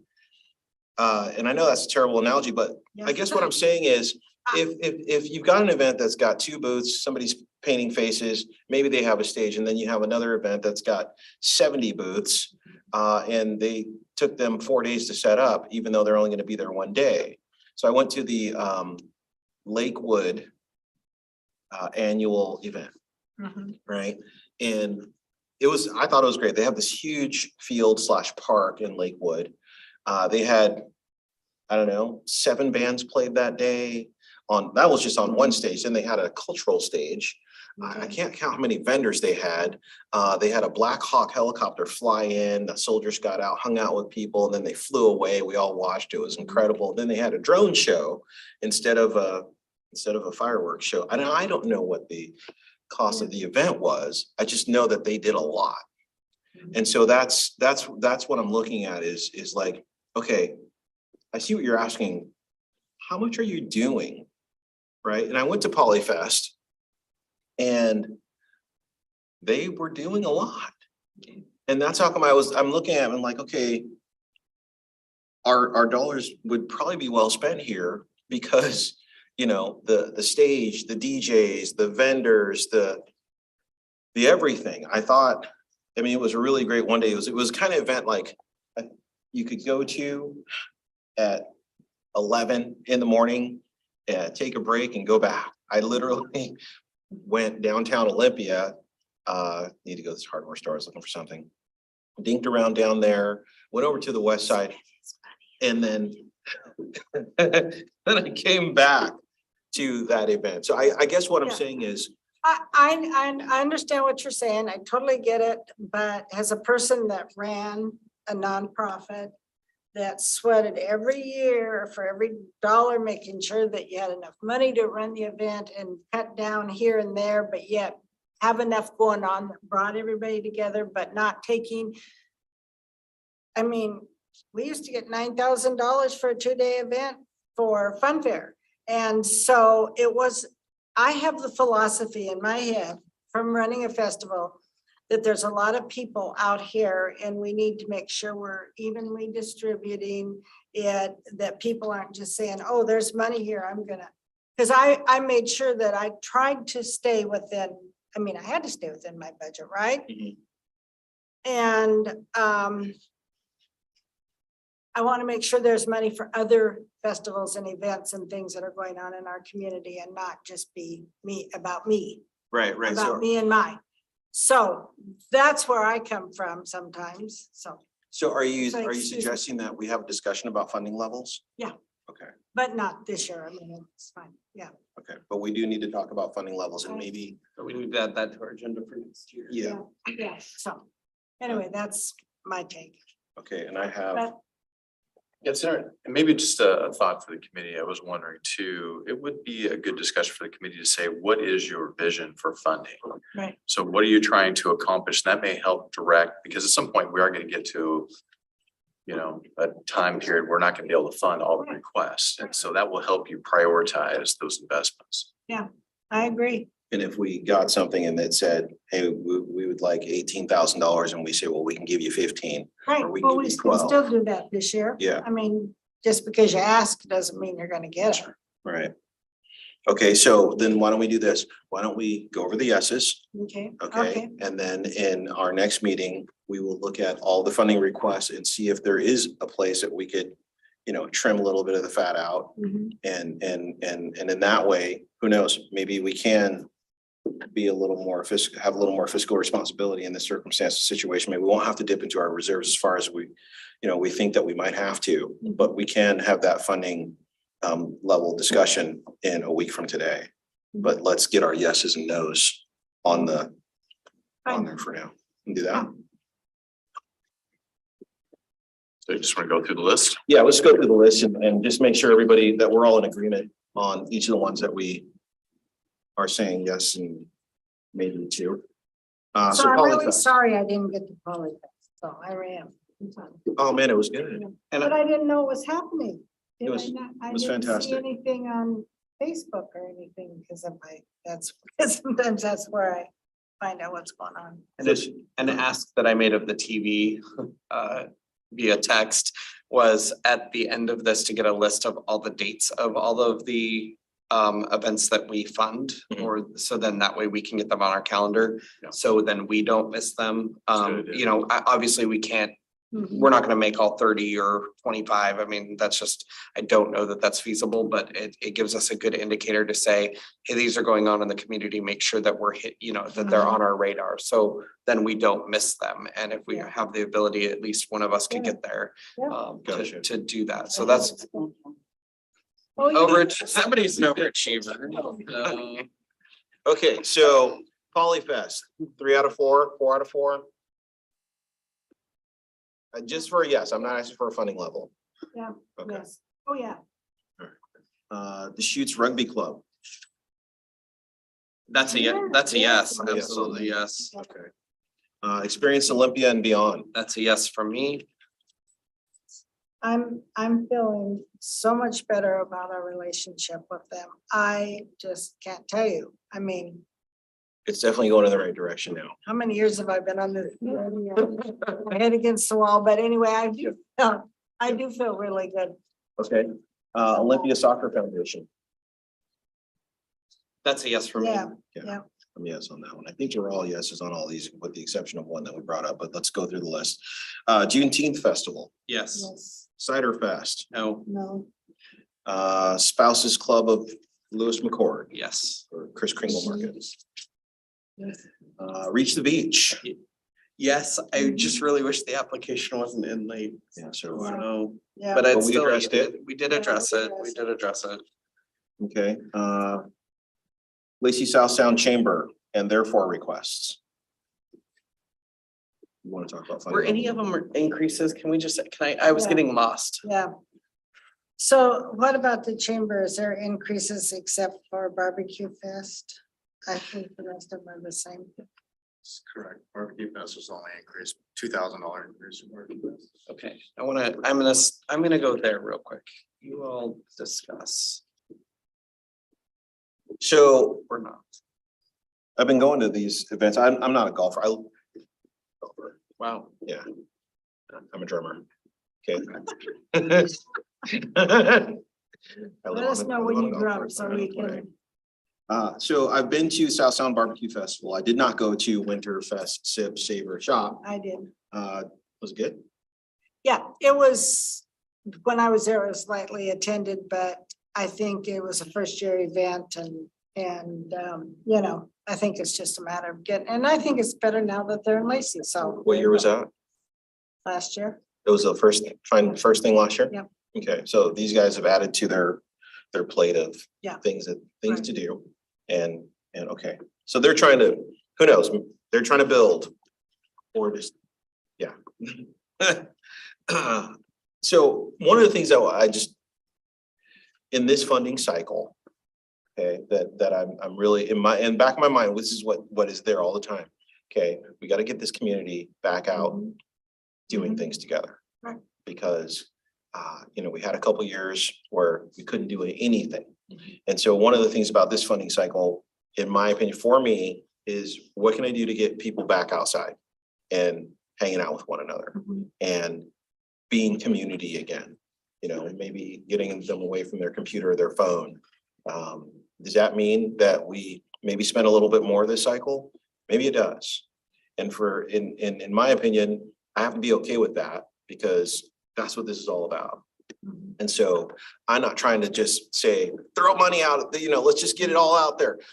What I am trying to say is there's a goal in mind to create community engagement that we've been missing for a couple of years. That's my spiel, man. That's my speech. You guys like it? Yes, I did. Okay. I was trying to text it all out so I could remember it. Nice. You're off, Deputy Mayor. Appreciate it.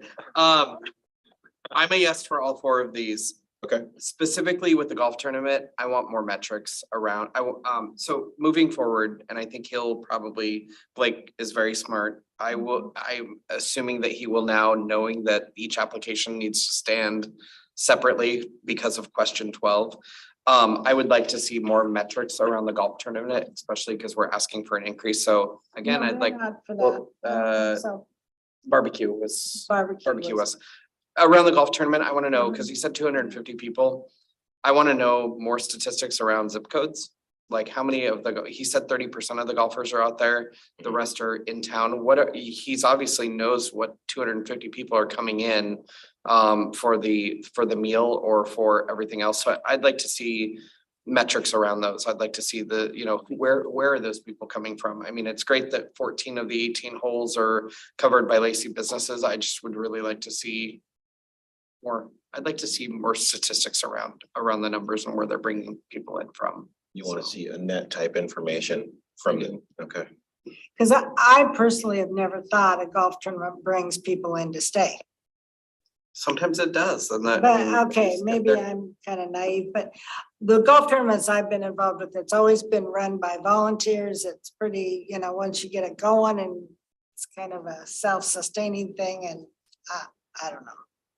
I wish Jeff was here. I could turn around and be like, hey, Jeff, because Jeff would know that information from the BCB, so. Yeah, anyway, that's just me. Okay, so we're all in agreement on what we're funding. And we need to have a discussion on funding levels. Yep. For. Yep, I mean. So I guess point of privilege is with the committee. Chamber. So I believe you said no to the Anonymous Golf Club, Right. no to the Tomorrow South Sound Block Party. We did not request Capital Lake Fair to come back. We had questions. There's a $10,000 level for Lake Fair that needs to be answered. Oh. And they answered our questions, right? Scott, is that your scorecard too? Okay. The budget, here it is, for rugby. Is that the whole? list that you had printed out. Yeah, so Cabot Lake, Clarified the budget numbers from question 12 on the application. The numbers should read 150,000, et cetera. And have provided additional promotional materials to us. so the two other outstanding questions that you wanted, one was, did they do a brochure? They did not because of costs. So the question from the committee was, did they do a brochure that would have showed advertisement? Then the second one is, what business centric Lacey businesses were involved in the Lake Fair? So they basically said there was 4 bands from Lacey and 4 arts and crafts vendors. So that was the response to that one question from the committee. Do you want me to go to Lake Fair this year? How many, though, you know. Yeah, I mean, Lake Fair, as you know, they use the entire campus and, Right. but that was the response to that. And then last time, I think they gave you a pin and clearly showed that Lacey was advertised as well as the banners and floats. So That's is right. there additional ask, is that an additional ask? Or is that, I thought they were at the same level. I think Yeah. they are.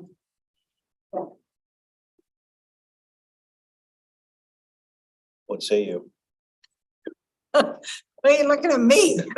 No, I guess, you said 4 vendors, but we don't know how many that is of the total. Let's assume there's, 80 to 100, yeah. I mean, it's a big footprint. You know, one of the questions that whenever we consider things that are in Olympia for this, is, do they fund things that are happening here? Right, and this is one of those things. That's one of that- those questions, Yeah, yeah. that we, That was my this is one whole of the reasons why- application when I Yeah, met with this one and Andy yeah. yeah, so many years ago. does Tumwater fund things that happen in Lacey? Does, do One of they our fund things that $1 million happen in questions. Olympia? Yeah. We don't really know. And we really do need to do what you said. Yeah. And all get together on one page one day and have lunch together and talk about these things, because we don't know. Yeah, I mean, we go off of their application, but there's no check. I don't know if there's a checks and balance system. I don't know if, Nicole or Kelly in the past have, Calling for a friend, Nicole. called a friend. Because every Are you time I there? see, Tumwater and Olympia on one of these She's applications. getting I'm our like, yeah, euros. this is happening in Lacey. They're funding stuff too. Oh, right. Well, I was gonna say, we did that presentation about what the funding levels were for each. I mean, I thought we provided some additional detail on that, but we can always come back to the committee and talk about that. Is it in your July? It could be. because I mean, I never Listen to saw that. a fun fair going to Olympia and asking them to give me money because I just, yeah. Yeah, and that was, Yeah, There could have been more I was gonna dollars say, available for you. I know, and I couldn't Yeah. Not Tumwater way might to have given make you it. $5,000. enough money to put on the event. and that's why I'm really cautious about setting indefinite levels or getting us caught in a level set for an event. Oh, So we can go through that slideshow real quick. We did, but obviously it's 2022. We don't know what's being considered for 2023, but we did provide that summary. So obviously Oh, Tumwater, that's right. obviously they're supporting like a lake fair. Trying to see if there's any Lacey centric. And then what are we looking at? this is the Tumwater So funding. this is what Tumwater Tumwater funded funded. last year. Oh, okay. Let's go to the next I one. forgot about that. I still would like to get together. I Senior don't see games. one. Senior games happens in Lacey, right? Well, That part of it it. happens all over the county. So Gateway Rotary Club, I would assume that's the Beers Bronson Bands event. That is in Lacey. Yeah, See anything else?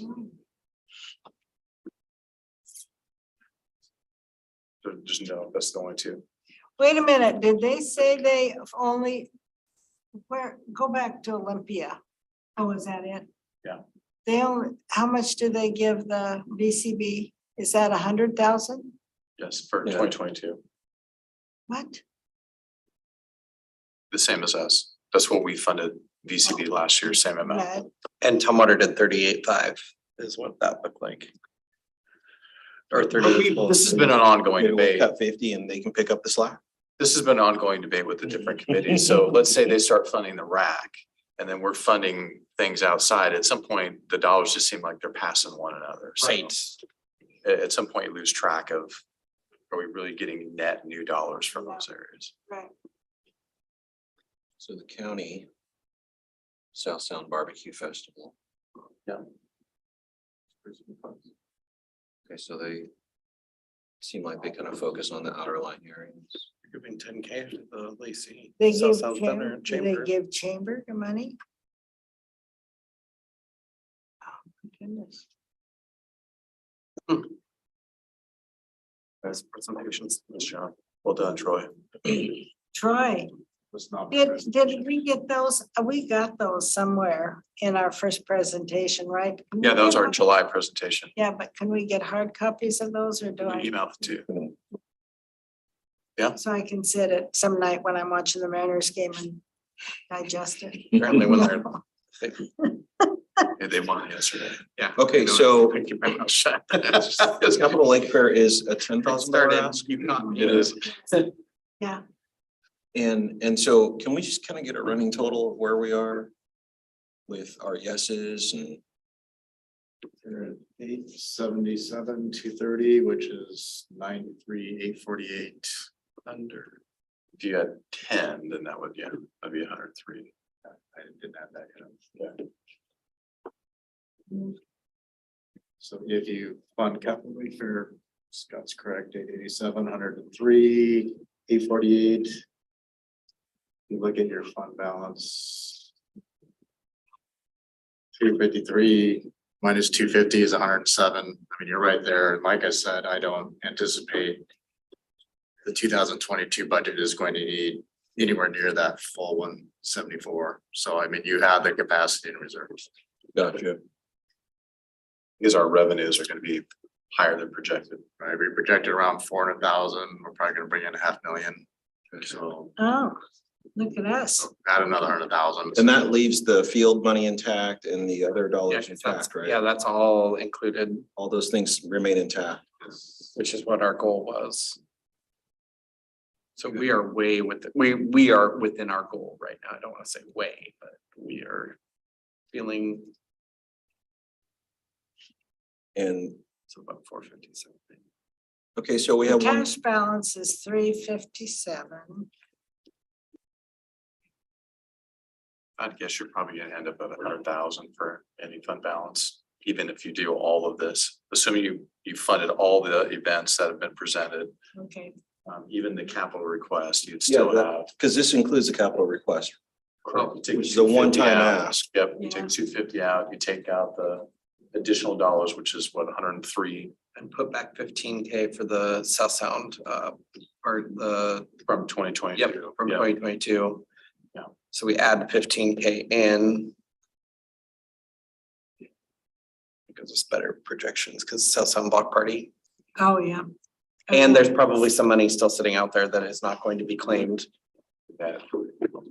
And to your point, if we have a higher projected current revenue than we thought from 2022 when we were projecting in 2021. we should be And in some a of better them won't position. come in, being that higher and some of them won't come in. Is that what we're saying? So are we talking about third and fourth quarter? Correct, so 2022, I think we budgeted 580,000, right? Was the total budget, but we thought we'd get $400,000 coming in. We think it's gonna be closer to about $500,000. So you'll have a net $100,000 that we did not anticipate. So that would then go to the bottom line. That puts us above our threshold that we established of. Well, I could make an argument that's all unencumbered and unbalanced. So if that's zero, you've still met your goal because you still have your operating revenue, you still have your capital encumbrances that you've identified. You're still okay.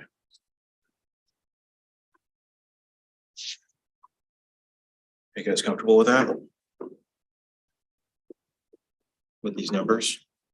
I know we still have the, you know, funding level discussion. Mhm. Yeah, no, But that discussion would only make this situation better.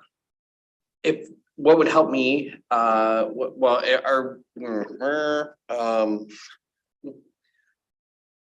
if we're not going to finalize numbers today, it would be if I could get this spreadsheet. And then I can sit with the book and go through everything. Yeah. Cause there are things that I have, yes, are a go for me, and there are things that are, I wanna look at it a little bit closer. Maybe they had some incongruencies or something. Okay. Is that how you're feeling? So I'm not alone? All right, so then we can reconvene in a week from today and have that discussion. Mhm. And then also talk about things that need to, PDF. the late policy, PDF would work great. the reservation for new applicants policy. And see if we can figure out how to meet with the other LTACs. Yeah. So we can have all those conversations 1 week from today. Between those two and those two. Then let's do that. So then if that's all we have, then we can adjourn. I thought we were gonna have lunch together, but it looks like we're all running late, so. Scott seems to think we're gonna make it. We were just talking about, we need a decision by the 30th. Okay, I see what you're saying. So. Yeah, let's I mean, talk I a can- little bit about your timeline. Yeah, if final motion next Friday would be great. So were you, I feel like we could get, were you expecting a final motion today? Or No, were you hoping? No, I wasn't. I'll use these numbers Okay. and if the committee decides something on, what a reasonable. I would plan those numbers. Yep. I'll plug As them you in and know us- they'll get better if anything. As you know us well, I would plan those numbers. Can't, Okay, I feel confident that, and Nicole's here, I feel confident that we will be able to Come to a decision. come to an absolute decision. That's fine. oh, next week, yeah. I don't think it'll be an issue. Listen to me, we were just looking over some of the. Okay, well, then, if there's no objection, I am going to call this meeting adjourned. I don't have a gavel, but thank you all for being here. Great. We can take that now. We did it. Nicole's not at her desk to stop the recording. That's why Thank you. Yeah. Thank you.